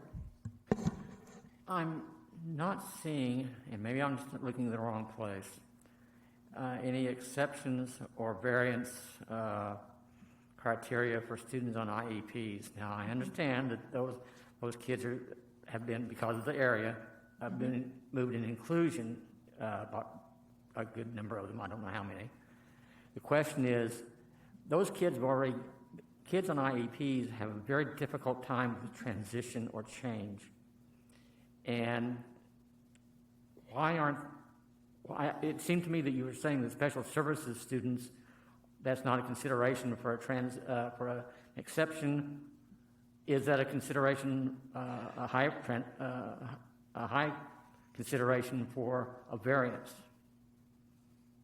We have said to our students who receive special ed services that if they have questions, they can reach out to their principal or to their special services, their IEP team, and those teams will, again, look at each student's situation and make, if they need to make different decisions for those students, then that will be considered. But we also believe it's important for those students to be with their neighbor, their immediate neighborhood students. So if the neighborhood is moving to a new school, then it might make sense for that student to be in that new school as well with their neighbors. So we will be giving the list of, all students affected by the boundary change to the special services department so they can see if any of students who are receiving IEPs are impacted, and then so they know to work with those families. Okay, my concern is really that It's not a neighborhood consideration with those families on IEPs as much as it is a change in the actual room, actual teachers, so forth. And understanding the impact on those students,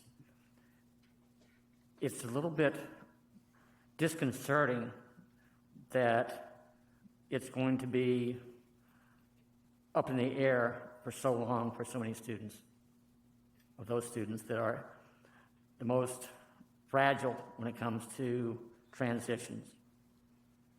And I wish we had a better answer.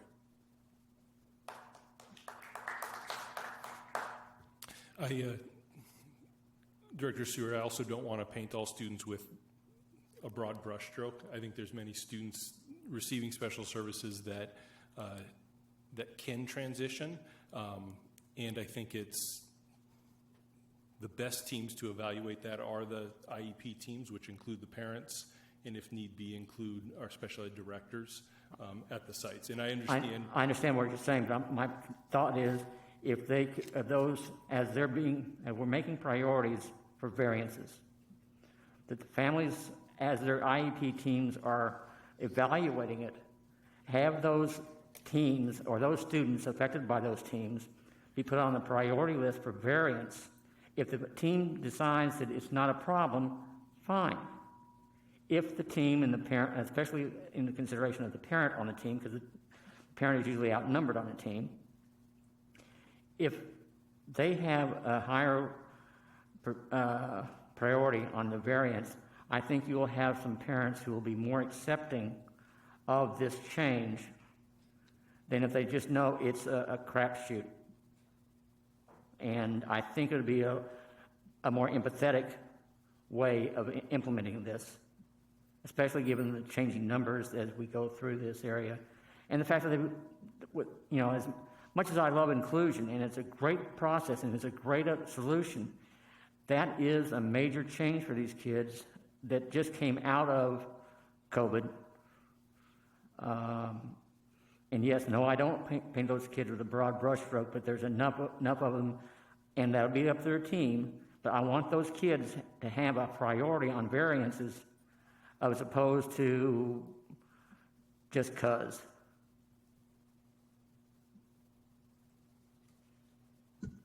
Thank you. All right, Director Carlson.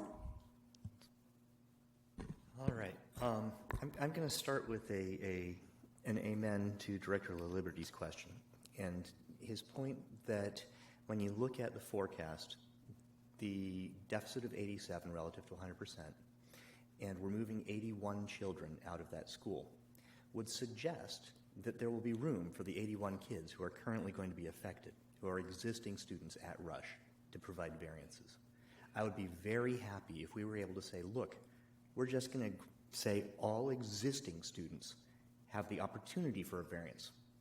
They do not have to take the variance, but that there will be room, and yeah, it might be 4 more years of a slightly squeezed Rush, but at the end of the day, the families who are affected, we're not hearing from 4th and 5th graders, we're hearing from 1st and 2nd graders.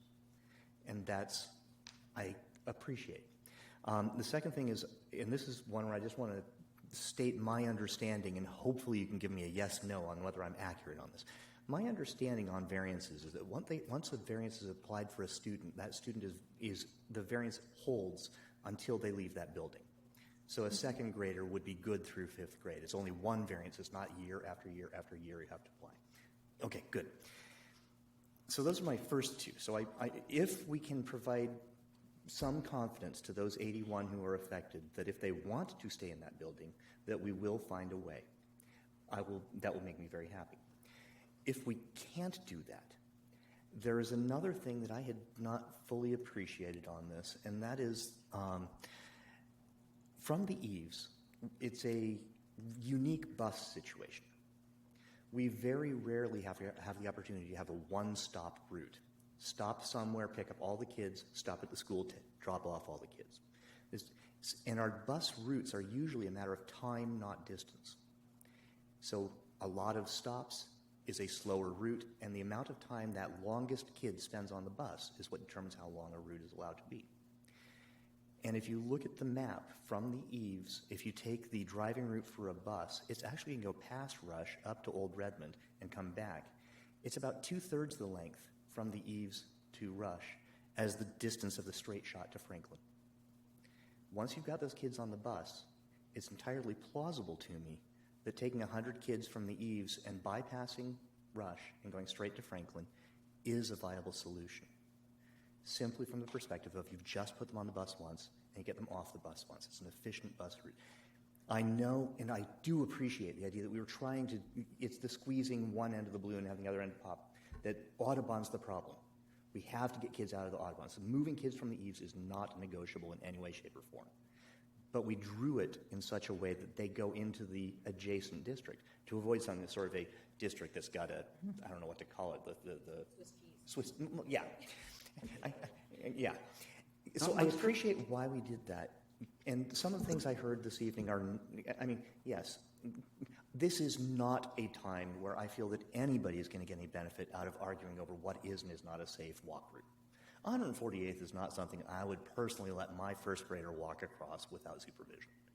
But it is not something where it's unreasonable for parents to escort their kids if they're within the 1 mile distance to school and back. And so there is a possibility that we have kids who are currently walking to Rush who are now being asked to bus to Franklin.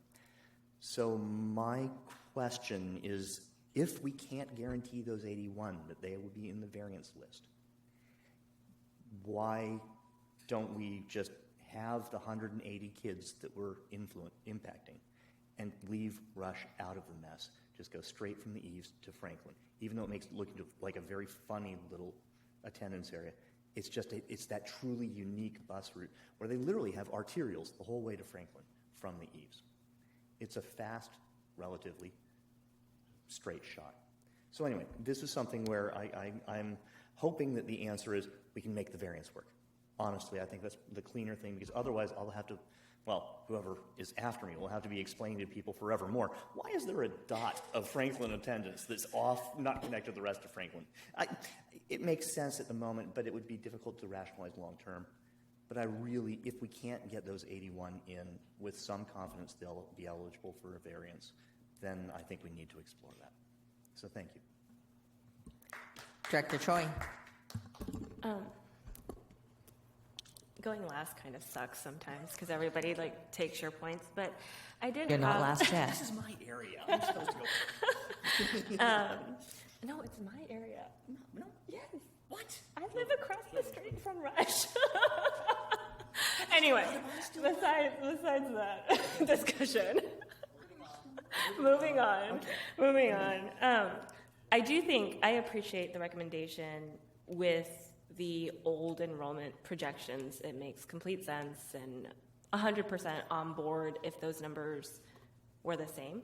And we just got in our study session an updated enrollment projection, and I do think that it does change the picture enough to potentially reconsider some of these recommendations. My question was going to be, historically, have we ever, for lack of a better word, grandfathered student population and then said new students entering that live in that neighborhood would enroll at a different school? Just curious if that has ever been done and if we have the ability to monitor and kind of do that type of different enrollment for a neighborhood. I can answer that question. Since I've been here going through boundary processes, I've been here 30 years, we have not made that recommendation, primarily because of the significant growth that has been experienced. And so it is hard to do a boundary process and still keep current students when you're trying to balance schools. And we've also been opening new schools. And so, people usually when you're opening new schools, parents are wanting to go to those new schools. So the number that wants to stay back is lower. So that said, that is why we made the additional recommendation on the variance process, because that is something we haven't done before. Right. And so that's why the recommendations include a variance process, knowing that there's potential with the enrollment changes. But again, even though, people have commented on the tech sector layoffs, we know that the unemployment situation is very low in the area. So even though maybe the tech sector is laying off, there are other sectors that are hiring rapidly. And so we don't know if there really will be an impact until we see it. And in fact, sometimes during a downturn, our enrollment actually increases because families are enrolling, they're not enrolling in private schools and they're coming to public schools. So sometimes it actually changes your enrollment projections the other way. So those are all the things that we have to consider. And so. And the only other thing I was going to comment to Chris was... I think the Eves conversation wouldn't work because wasn't the whole consideration trying to connect that community back together? And so that recommendation would split If that I may community. make a But recommendation, anyway. let's not try to solve the boundary shift on the dais right now. But I think Dr. Holman has a question or a statement. To be fair, I just want to understand, I think, what Eric, Chris, and Leah have asked. So is your question, can we guarantee variances? And when you say that, are you talking about Twain, Audubon, and Rush? Or are you strictly speaking about Rush Elementary? My question would apply to all. Recognizing that when I look at the data, there are differences in what projected capacity between the schools. So is the board looking for a yes or no answer, or are you Right looking now? for a no? Or are you looking for a school by school answer? Because those are two different ways of approaching the problem. Yes, I'm only speaking for Eric here. Yes, you are.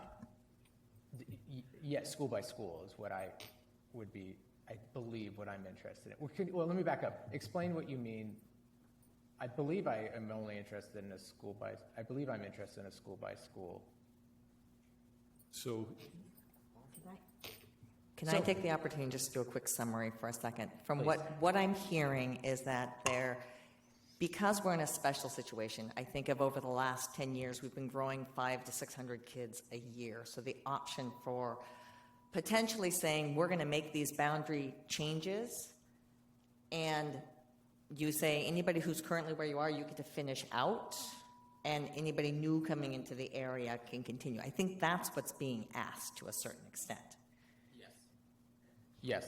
Is that fair? Yes, that's fair. And so the I- question is that even feasible with the new projections that we have, that you could actually say that? and I'm just trying to clarify the board's question so that we can give you a thorough response.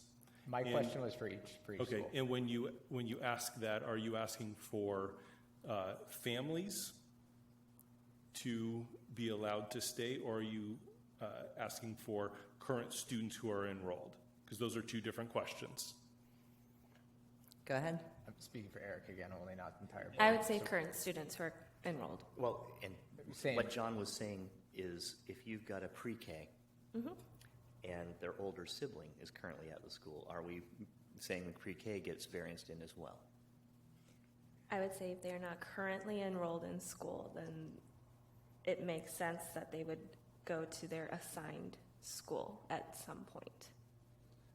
Then you have parents going from one school to different schools. You got Right. And having so to make it's a But drop one here and those drop one parents there. could apply for a variance for that. So I will say this has been a discussion and piece that parents have had through all the multiple different boundary changes when you do variances or exceptions of any kind, and especially with siblings. And so I think so if I'm hearing Director Choi's statement would be currently enrolled students would potentially have a guaranteed variance. There would be no guarantee for sibling in regard to that. And I don't know if that's what the rest of the board would concur to look at that option. And I wanted to clarify, I was specifically curious about Rush because of the unique distance scenario of families that are walking to a school. that are being asked to be bused to a school further away, because it also kind of negates the whole another conversation around transportation, right? So if you grant a variance to existing families in this community and they're assigned, new families there are assigned to another school, are you going to have to double busing routes then for that community? Right. And so that's why I was specifically asking about that neighborhood that has the potential to walk to Rush. I don't know if that scenario, I hadn't heard, I personally haven't heard about any other kind of community input about walking to a current assigned school that they'd be busing to their new school. I don't know, did we receive feedback from any Twain families? Because We received that boundary is changing by... We received, if you go back to the open house, yeah, I mean, we did receive, I haven't received direct communication, me personally, but sorry, I was going to find the slide. You can see that the majority of our comments were from Twain families, some who live across 132nd. That is also a street that we don't allow, elementary students do not cross. So those families are bused to Twain. Some families indicated, they like to walk to Twain. But again, that was a limited number. And for clarity, 132nd is not part of our suggested walk route, whether or not elementary students are crossing it. Right. But it's not That's part of our not suggested not a walk route. street that we allow students to cross. Yeah. Okay, one second. Director Stewart, then Director Carlson. And it occurred to me as after I talked about the prioritization for IEP students for the variance, the English as a second language student who has gone through this transition with with COVID, with moving into a new country, and having to learn a language. I can't, to be quite frank, I have a hard enough time changing accents, let alone languages. So I can see how that would be a major obstacle for that student to make that emotional, if you will, and scholastic transition. So I don't want to, while I feel that the IEP situation is a priority, I also would think that if we have second language kids, they also should have that priority as well.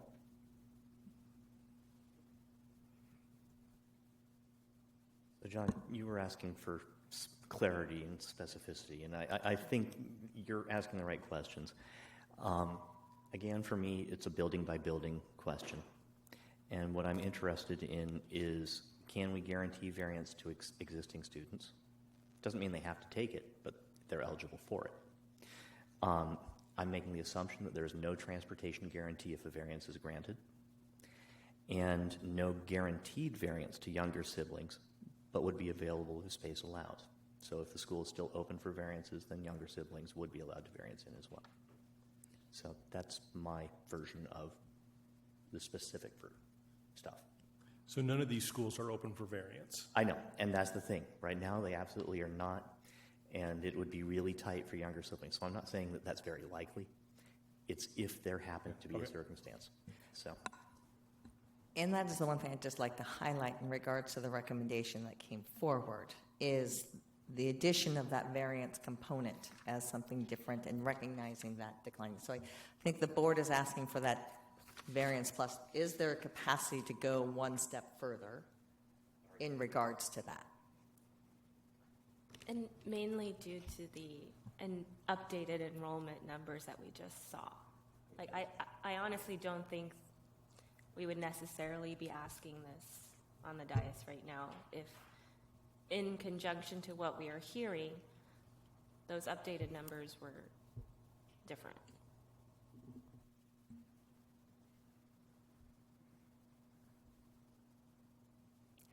Any other, Shivani or Evan, anything you want to add?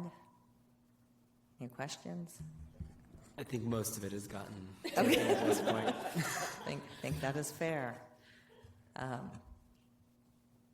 Any other questions? I just want to thank you for the discussion. Appreciate the work that has gone into this and looking at it. And I do believe we are in a unique situation in regards to the additional projections that came in and sort of how that could potentially allow for a little more flexibility within the system, which we hadn't been able to do for many years. I know we had a Swiss cheese boundary at one point up on Ed Hill when we had to put things in. We finally did fix that and get rid of that. So not ideal, but I think those are things. Is there a way to be even more than you have already done with what is there? I do think that needs to be recognized as the work that has come forward with the information that was there.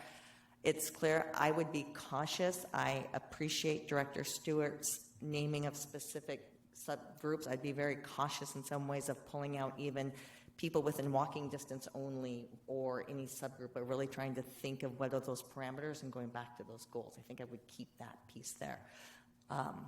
I'd agree with Director Carlson in regards to we wouldn't guarantee transportation. That's been sort of a standard and that's just a challenge we have to do within the system we have. We're not there to be able to do anything different yet. Does that help? Does that give enough clarity? Okay. So thank you for all your work and for the committee's work in doing so, and we look forward to further discussion. And Director Carlson wants to say something. No, I actually really wanted to add to, I know you're near the finish line. There's a huge amount of work that's gone into this. I really do appreciate that. I don't think we could have done much more public input and gotten anywhere. We would have achieved paralysis by taking further vast quantities. This is an awkward thing. It's tough on families. I know that there's no way ever to make everybody happy, but there are people in schools that are currently bursting at the gills, and that's something we need to relieve. So it has to be done. I think you've done the best you can with a tough situation. I'm hoping you can help us rub off a couple of the sharp edges on this and get us to a final solution. So thank you. Thank you. Thank you. Yes, at this time, I'm going to ask for a 10-minute break. Are you good to that? Till 9:15? Try to survive. So we will be back at 9:15. This will just give us a minute to step out and get a drink of water and stretch our legs. We'll be back at 9:15. Thanks. All right, we are back from our break and ready to begin our meeting again. Just to let you all know, Shivani Sarna did have to step out. She had some work she needed to get to. Sorry, it has been a long day. All right, so we do have 3 more items on our agenda. We have the summary for the monitoring report, operational expectations 3 on treatment of community stakeholders, as well as the second reading and approval for results 2, which we spoke about at the beginning of February, actually, that you've had time to look at, and the additional information was sent. And then we have monitoring report 1, which is on the mission and vision of Lake Washington School District in regards to every student future ready. And so based on the time, I am happy to entertain a motion to potentially move results 1 to our next meeting on March 27th. So moved. All right, it's been moved and seconded to move results 1 to our March 27th meeting. Everyone in favor, please signify by voting aye. Aye. Aye. Aye. Anyone opposed? All right, so with that, we're going to go ahead and move that to March 27th. If you do have any questions, I know you've all had the chance to look at it. You should know that there is a dashboard for results 1 and for the tables that breaks everything out and disaggregates the data for each of those indicators. If you have any questions or things, please feel free to email those at this point in time, and they can make sure that those get answered for that session as well. All right? So with that, we will move to the approval of the board summary for monitoring reports 03, treatment of community stakeholders. You have all received this. I'm going to pull it up really quickly again. So were there any questions on the summary that was provided? So we are saying that the superintendent is compliant with 3 of the 5 policies. The 2 that aren't, 3.4 and 3.5, in the plan to bring that into compliance seemed completely reasonable. One was in regards to volunteers. The expectation is those will be in compliance with the next monitoring cycle.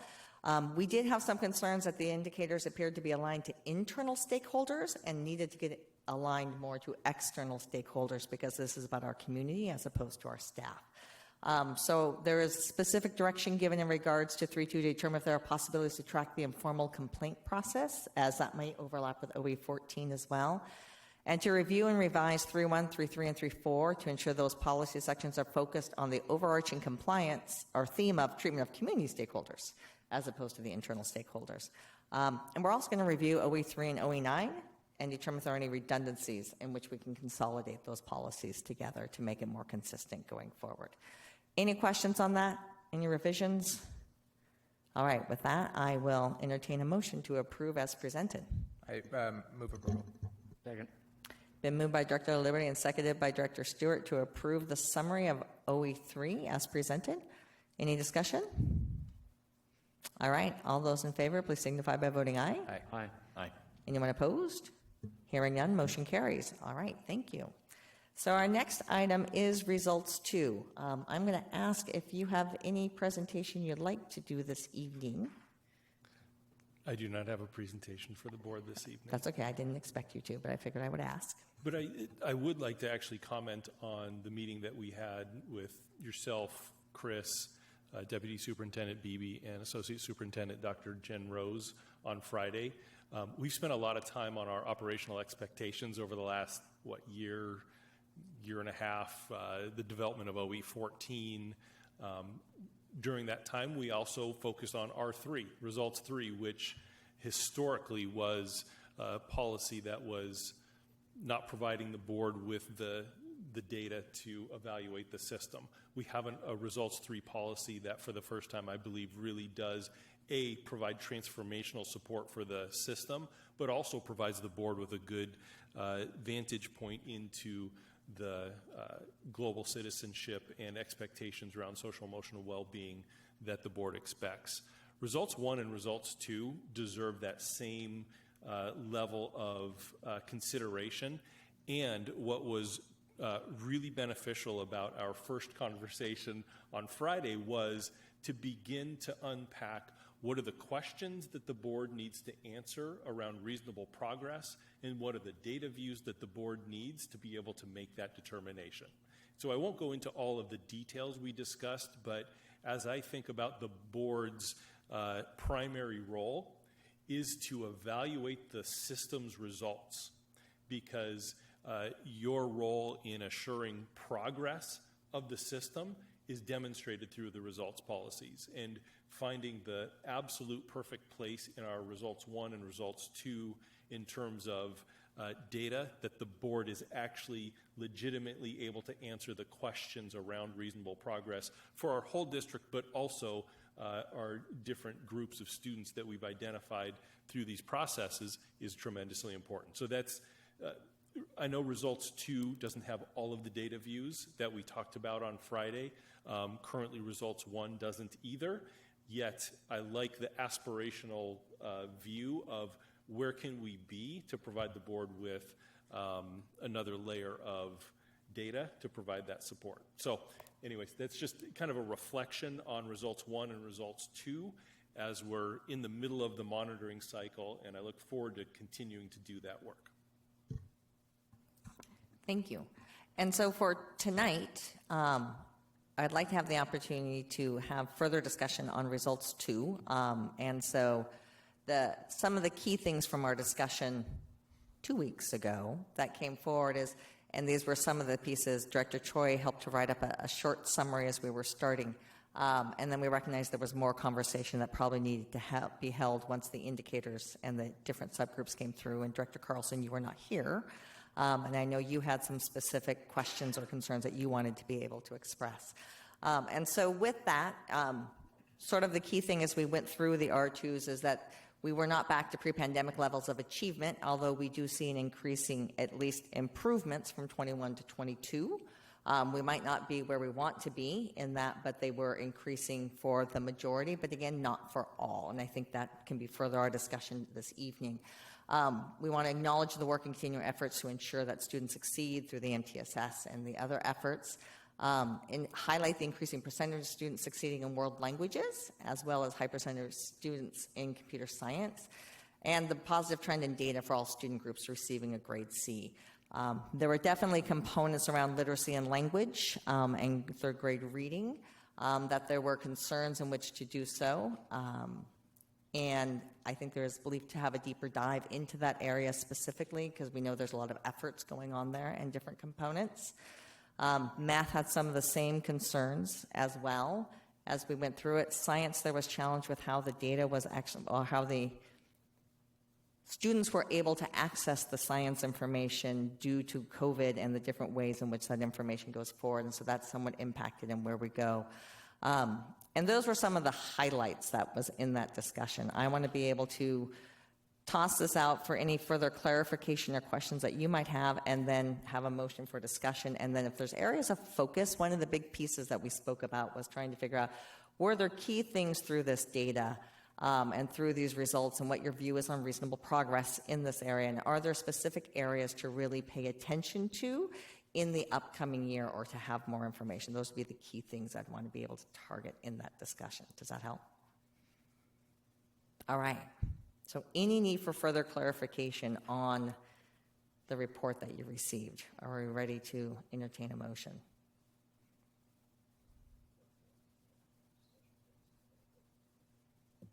Motion to approve. So you move to approve with, go ahead. We're going to have discussion. Then we will have discussion. Second then. Okay, so I'm going to open it up for discussion. Dr. Carlson. So, having not been here last week or 2 weeks ago, the most interesting piece for me in reading the report this year, as it has been historically, is having trouble seeing the trees for the forest. The tables are, there is so much that it's hard to see where's the emphasis, what's the big deal issues. And I'm glad to hear, having reviewed tape, that important topics like third grade literacy. As far as the long-term impact of our experience with COVID, I have no doubt whatsoever that third grade literacy this year is critical. These are the kids who entered the system as kindergartners into the throes of the pandemic. And it's very important to me to understand what the plan is to continue additional support for this cohort. Through third grade, you're learning to read. After third grade, you're reading to learn. If you haven't learned to read, you're in a world of trouble, and we cannot let those kids just fall off the system.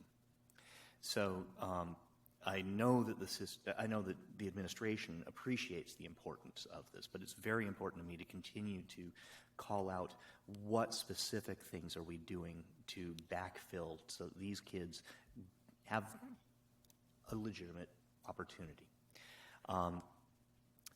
As far as the bigger picture, some of the things that we had discussed on Friday, I wanted to bring that forward for the rest of the group. I'm a numbers nerd, and even though I've never loved tables. I like graphs. If you want to talk to me about whether there's a trend or not, earlier this evening, there was a trend from 2016 to 2021 in the number of children born in King County. Period. There's no question that 9.4% down to 7.9% coming into our elementary schools and kindergarten 5 years later, that's a trend. That's a real trend. Telling me I'm plus or minus 1.4% for a given group, that's not a trend. These tables are unsatisfying for me to evaluate performance over time. And so that's something that I really hope that in the future, some of the feedback I gave to the administration can help provide better pictures about what the questions are we're asking, because ultimately, as a board, it's not our job to worry about every cell in this table. It's our job to look at the performance of the system and ask, where are the slices that are a problem? Have we got a lack of third grade performance? Is that a fundamental problem? Right now, with this cohort coming through with COVID, that is a slice that's really important to be able to see in the big picture. And it's not about math, it's not about reading, it's not about science, it's about all of it. Are our third graders suffering across the board because of COVID? And then there's things where you can ask in a more longitudinal way, how is this subject doing? And we need some sort of a benchmark. So comparing against state, how big of a gap have we got against state for the performance of our district in math at all levels? And is that gap growing? In which case, we're assuming we're ahead to begin with. Is that gap getting better? That's a good sign that we're really adding value for our students by growing the gap relative to the baseline of the average across the state.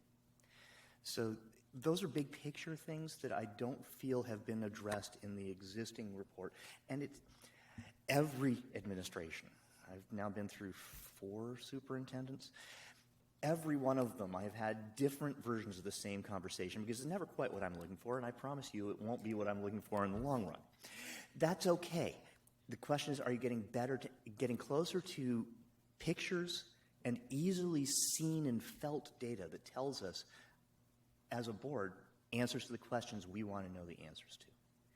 And so that's something I think the conversation on Friday was a great start. We can continue that up with the extended study session in a few weeks. And finally, there's one that I wanted to put on the table for the rest of my board members to think about, because ever since I joined the board, it's always been this, how do we set targets? I loved Ravi for the fact that Ravi tried desperately to get us to set targets somehow. And it wasn't so much about what the target was, he just wanted a target to be set.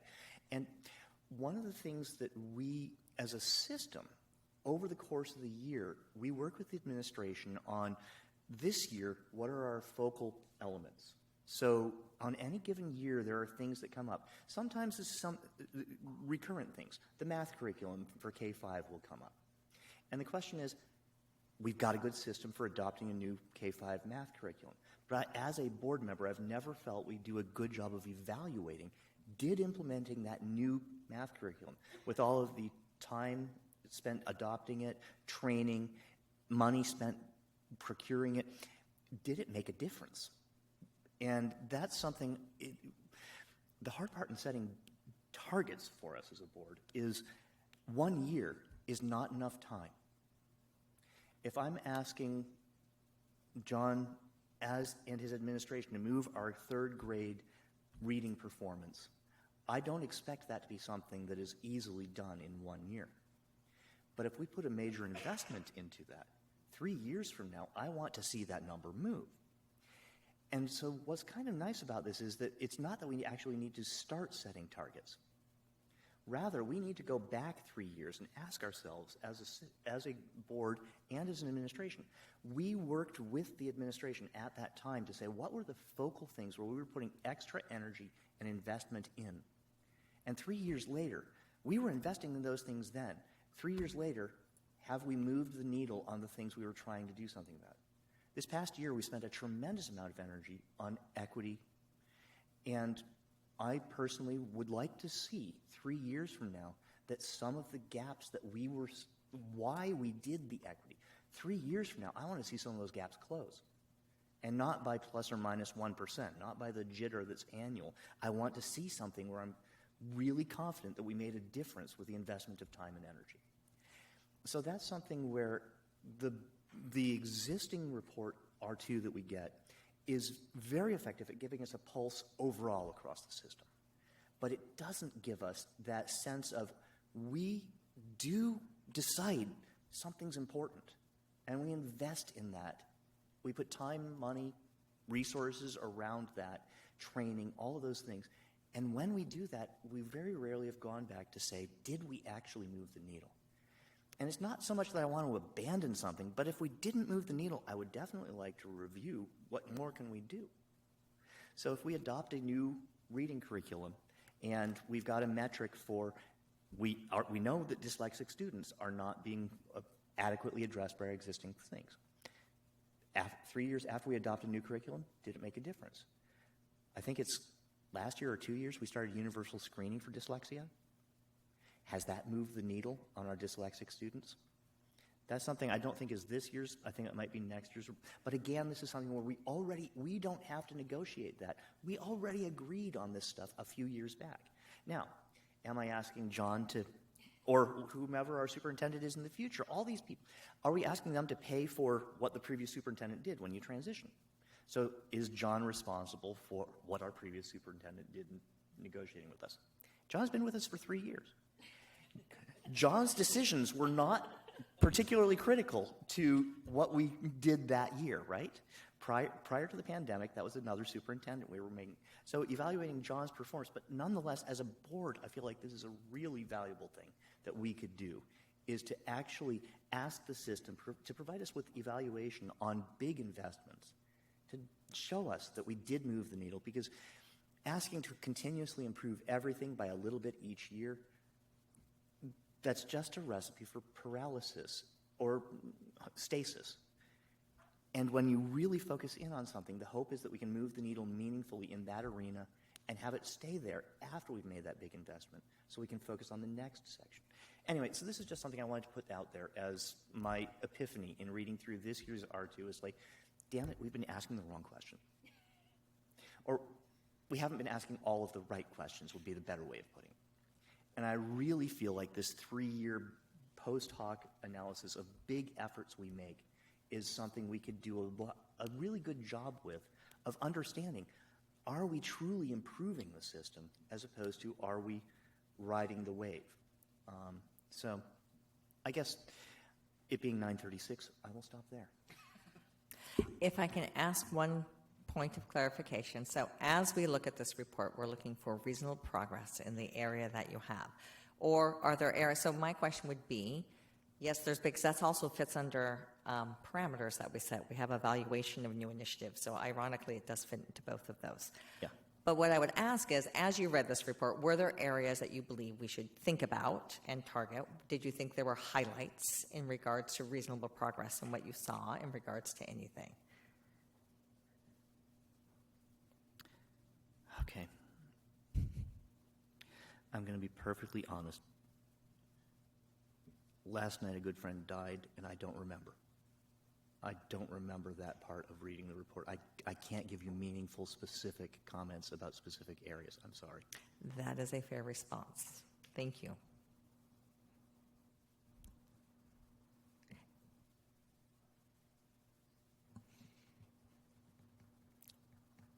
Any other discussion? Director Joy, Director Liberty? I think I said this last meeting, but so I'll just be very brief and say it again. And then I think we need, I think as a board, we need to, I think this is kind of mirroring what Chris just said, select areas of focus and particularly in results to monitoring report. I appreciate everyone in the community who's, after I mentioned my lack of knowledge on a lot of this, who sent me a lot of great resources to read, which I read. And the thing that stood out to me from reading that is the importance of measuring, and Chris has flagged this too, third grade literacy. And so I do, and it's also one where you look at the data, and it's one that does pop out too. So I think that for me, I agree with the assessment, our assessment for this particular monitoring report of reasonable progress with the noted exceptions. But I think that when we're thinking about monitoring for next year, I would like to target that as the area of focus of a metric that we will be looking at to determine whether there has been reasonable progress. So the one question I would ask is, would you consider broader, if we only do third grade literacy, the reality is it builds, and we now have FastBridge in first, so we could do cohort looking through there, and then third grade. So I actually think that your theme is early literacy, but there might be multiple indicators under that in which you're building to look at that picture, because one point is often not good enough. Yeah. Is that fair? I appreciate that feedback. Yeah, I would agree with that. I just think sometimes we get stuck in the test is definitely not the only way to look at that. And FastBridge, I mean, the other piece I keep thinking about is cohort, is being able to follow a group, a class up, and this allows us to do so. No, thank you. Yeah, no, you're right. You better defined my interest rather than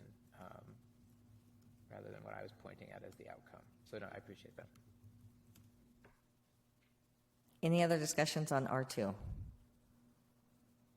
Evan? For the sake of time, I'm mostly throwing this kind of just out into the ether. But as I'm looking through this and I'm looking at the ways in which we are, getting the pulse of where we are at as a district, particularly when we move into the 8th grade and up, but really the high school level, it's most seen in our math courses, but generally across all of our courses. In the high school level, we have a significant difference in courses. Like particularly math, you have students that are in calculus, but then in the same grade in algebra 2. And so when I'm looking through the ways in which we are trying to get a pulse, particularly meeting state standards and achieving a full math credit, I just wonder, are we missing the success and health of our students who maybe are not struggling to meet that standard but are still struggling? Students that maybe are perfectly competent in algebra 2, but they did that 3 years ago and they've been struggling in math ever since. So again, I don't think right now is the time to try and figure out that issue. I don't know if that issue is something we can possibly track, but I wanted to bring up that I think there's the possibility we are missing the pulse of a section of our high school students. Thank you.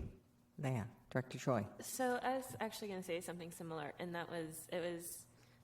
I struggle, Superintendent Holman,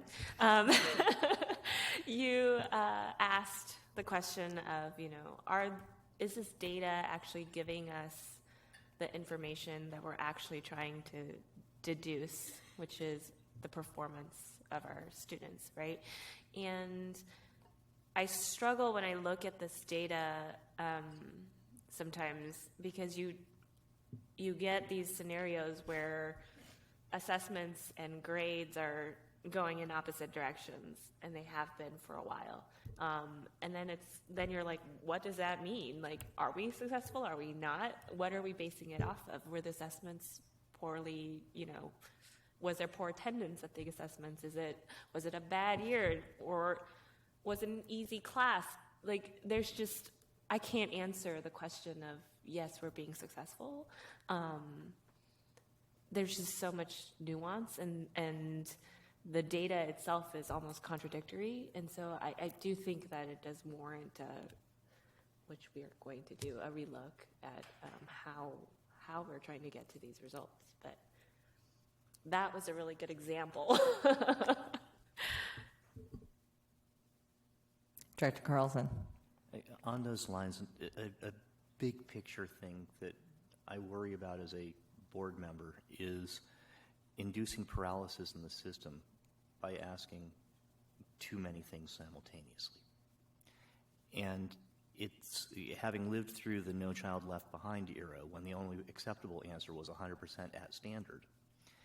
I don't feel that achieved much. It paralyzed the system. And so in many ways, part of the reason I was talking about sort of emphasizing regions that we've invested in heavily in a particular cycle is the assumption that there's sort of two pieces to an evaluation. One is, are we not losing ground elsewhere? We've got the areas that we have not invested in. We are maintaining where we're at. We're treading water. And these are the areas where we're trying to raise things. And then over time, you address all. Not everything's going to be measurable. I mean, when we talk about wraparound services, that's not one that I believe is measurable in any meaningful way on a specific test. But you get the general drift of where I'm going. So, but I do appreciate the challenge. Synthesizing across multiple factors, there's some where you learn 10th grade science test isn't actually required to attend, so therefore most of the kids don't take it. And the kids who do show up apparently don't care much. So some of these are very specific answers, but others you wind up with crazy things where it's like, dude, why did the ELA 9th grade grades go down when the ELA SBA went up? Those are the things that are frustrating as a board member, because you're trying to look at it as a dashboard on how are we surfing? And I appreciate the frustration, but that's unlikely to be fully solved. You just have to tolerate a certain amount of ambiguity and inconsistency in data. It's messy. So anyway,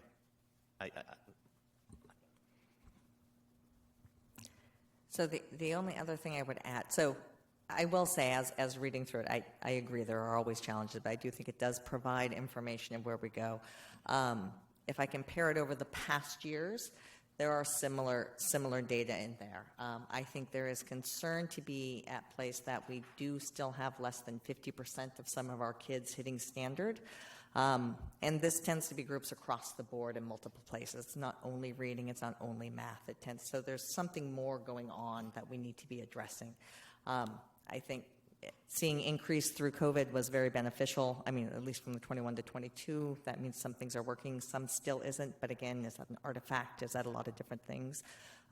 We'll need to follow that through. But I do think that was helpful to get that trend data.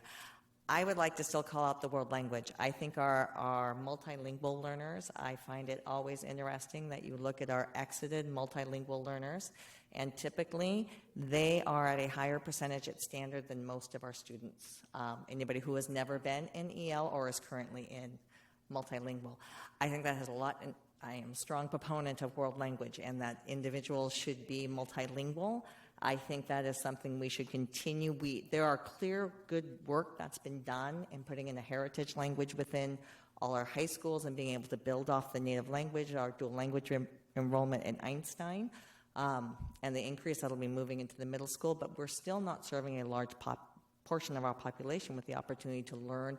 Many of our students already know multiple languages, but we have a percentage who do not. And I think that is an area that we can still work to grow within our elementary schools and be able to bring that piece forward. Because one, I think it plays into literacy and language across the board. It actually is a equitable concept. It builds diversity. It builds a lot. So as we think of students future ready, we think of an academic background, world language, and being fluent in more than one language is associated with many other skills in life. I can send you that research too.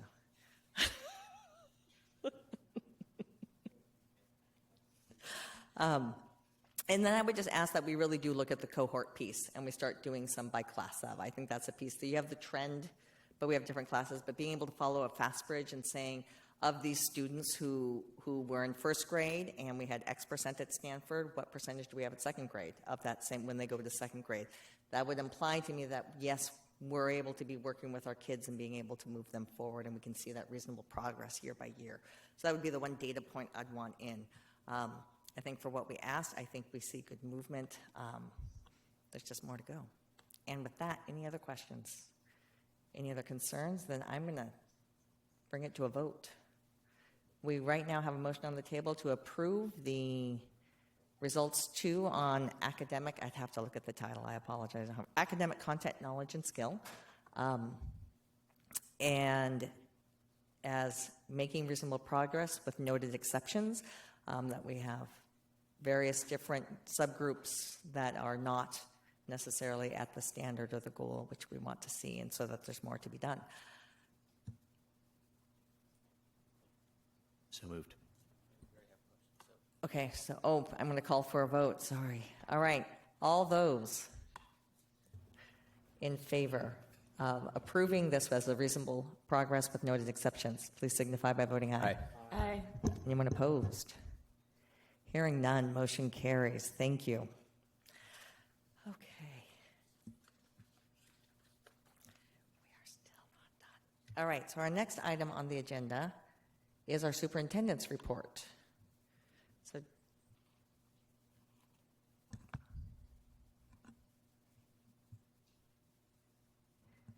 are you ready? Okay, so I'm going to pass it off to you.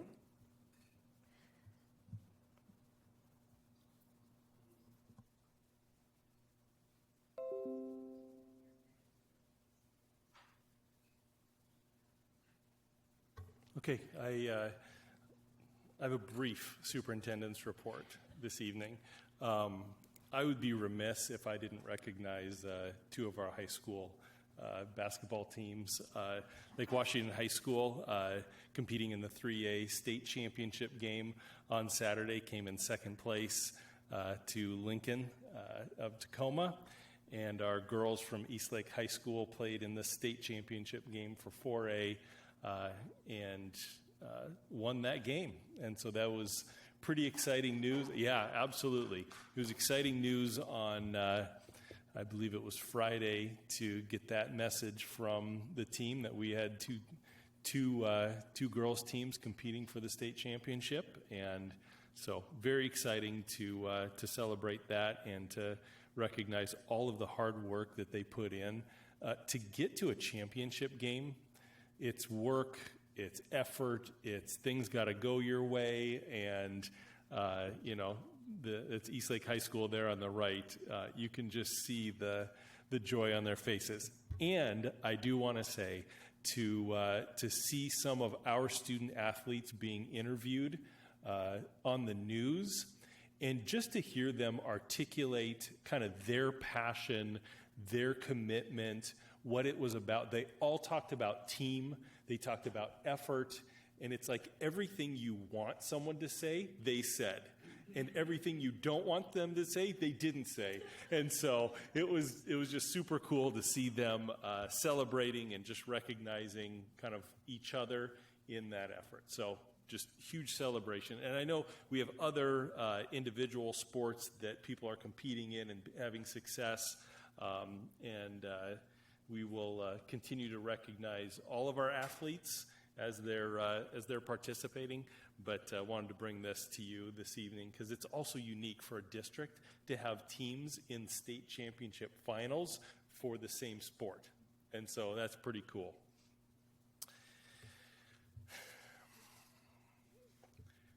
Transitioning to school start times. I didn't know how to do a segue there. As the board saw in the note I sent you earlier today, we did move forward with adopting the School Start Time Committee's recommendation. With that, the parameters of high school starting at 8 o'clock or later and then incorporating preschool back into our regular school day. The committee did a tremendous job of packaging that, and then over the last month, it has been a lot of detail work to make sure that we were on point. At one point late last week, we thought there may be a need to shift that a little bit, but ultimately we did adopt. For the most part, there's a few nuances to a few schools that as we were doing our implementation planning, we really did need to look at some of our smaller schools, some of our choice schools, just to make sure there was alignment with some of the just various components within the system. And so I want to thank our team for all of the work that they did. Superintendent Beebe, you just got a new title.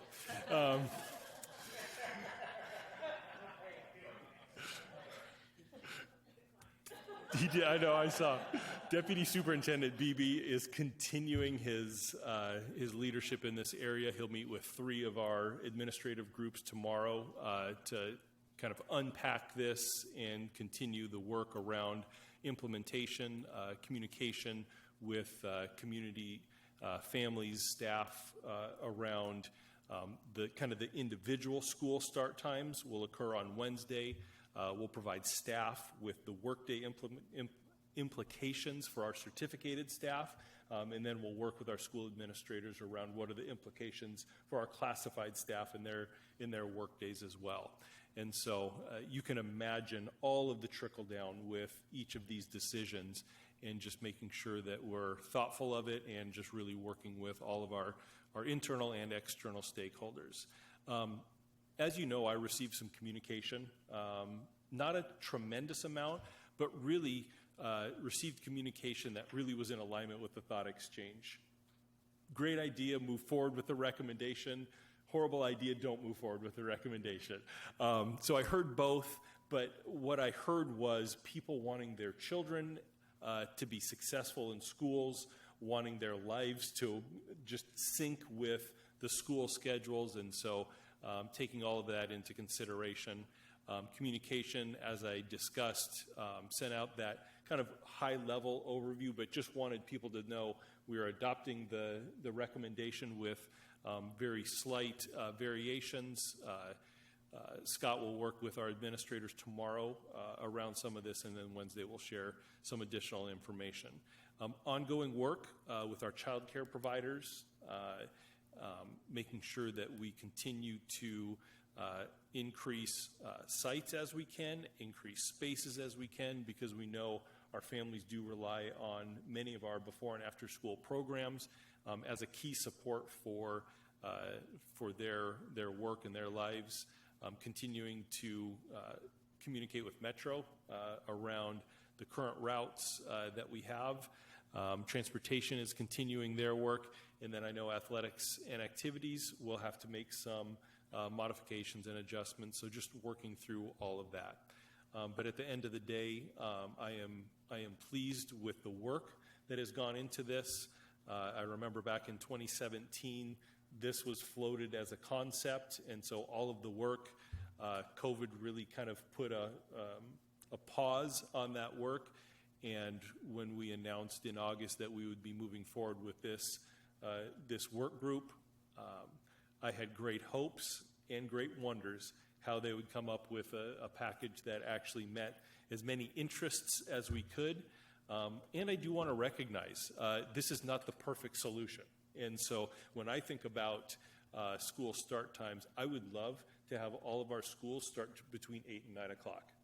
Like, that's really what my desire. And so it isn't about this is the last time we'll ever consider this.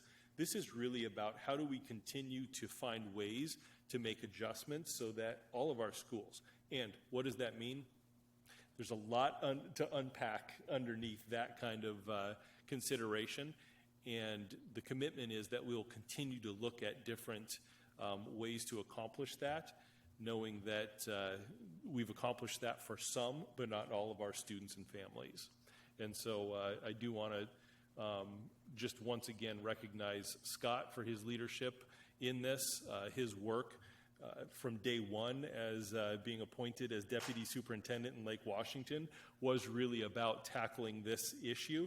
And he did this with a tremendous skill, and his outreach to anyone who had a question, without a doubt, he responded to and was willing to have conversations with individuals that may or may not have been pleased with the outcome, but he was willing to have those conversations, and at the end of the day knew that this was about individuals' children and their experiences in our school system. And so we were very fortunate to have Scott's leadership in this area. So we'll continue forward, and we will. I'll share communication with the board again on Wednesday as that will be released. A couple of things regarding our calendar. It's interesting how many religious holidays occur over the next few weeks. Whether it's Buddhist holidays, Jewish holidays. You can see later in the month we have New Year's celebrations. I believe it's called Baha'i, is a holiday recognizing the new year. You can also see some, really important recognition days, and it's not just Timberline Middle School that's recognizing International Women's Day. That's a typo on my part, but it is International Women's Day on March the 8th.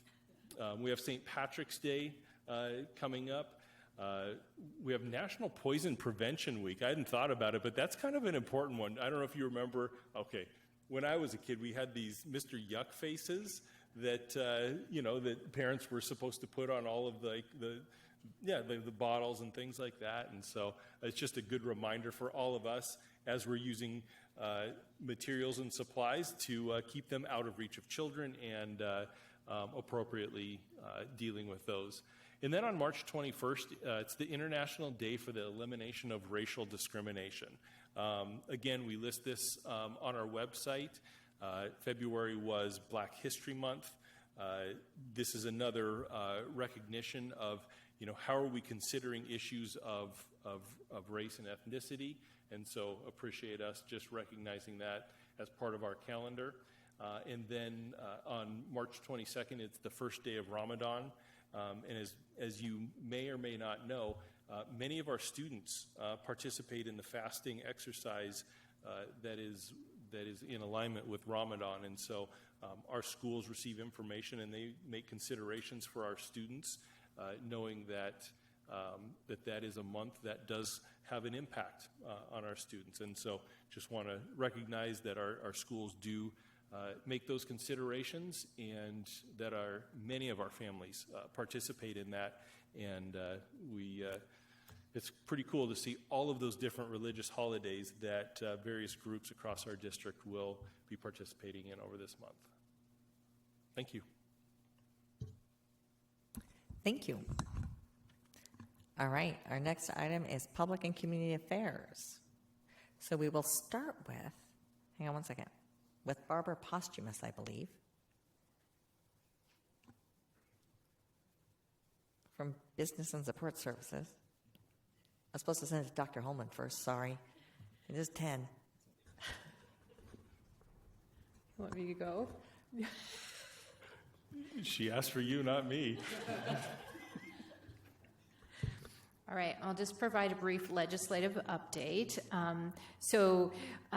We've been doing a lot of legislative work since they came back in session, or since January, but I'll give you kind of what's happened since my last update at the last February board meeting.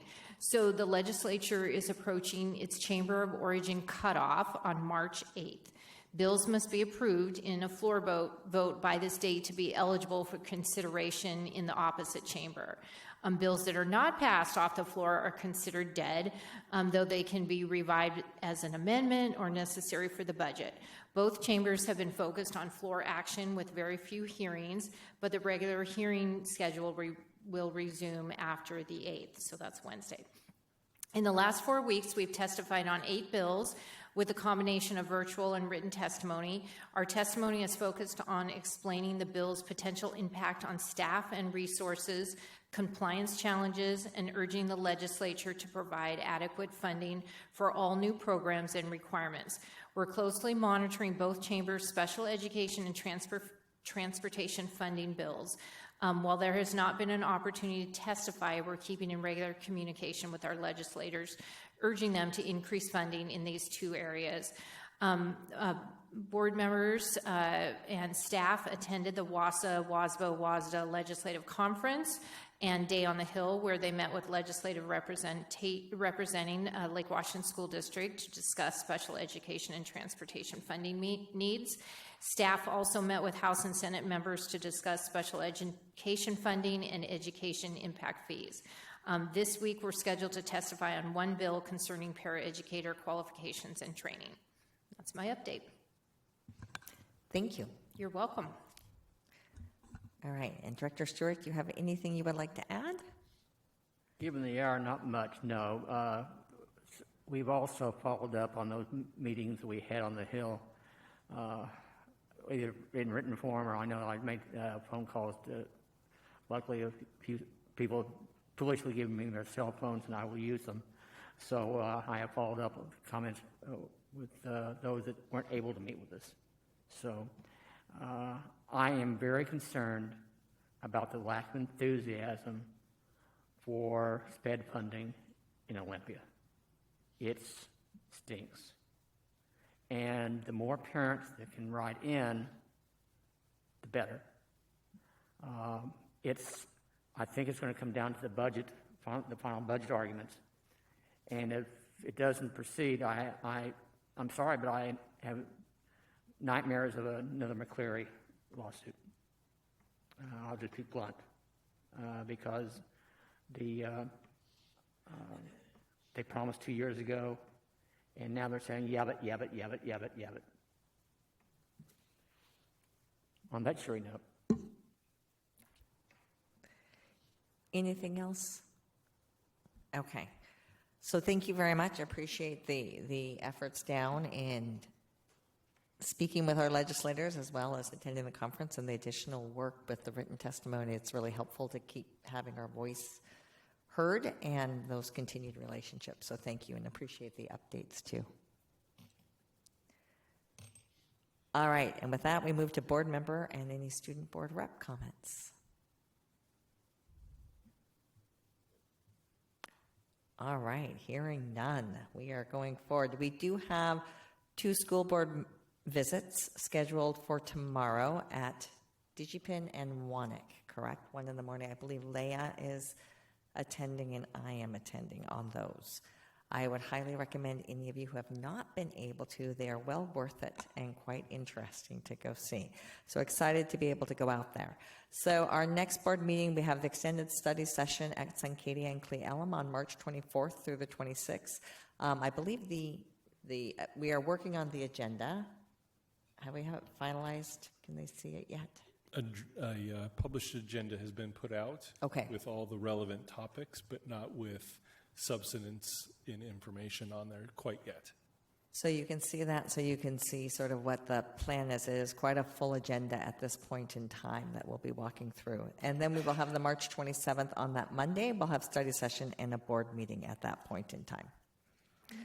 So with that, I will now entertain a motion to adjourn the March 6, 2023 board meeting. So moved. Second. Moved by Director Liberty and seconded by Director Carlson to adjourn. All those in favor, please signify by voting aye. Aye. Anyone opposed? Hearing none, motion carries. The meeting is now adjourned at 10:05.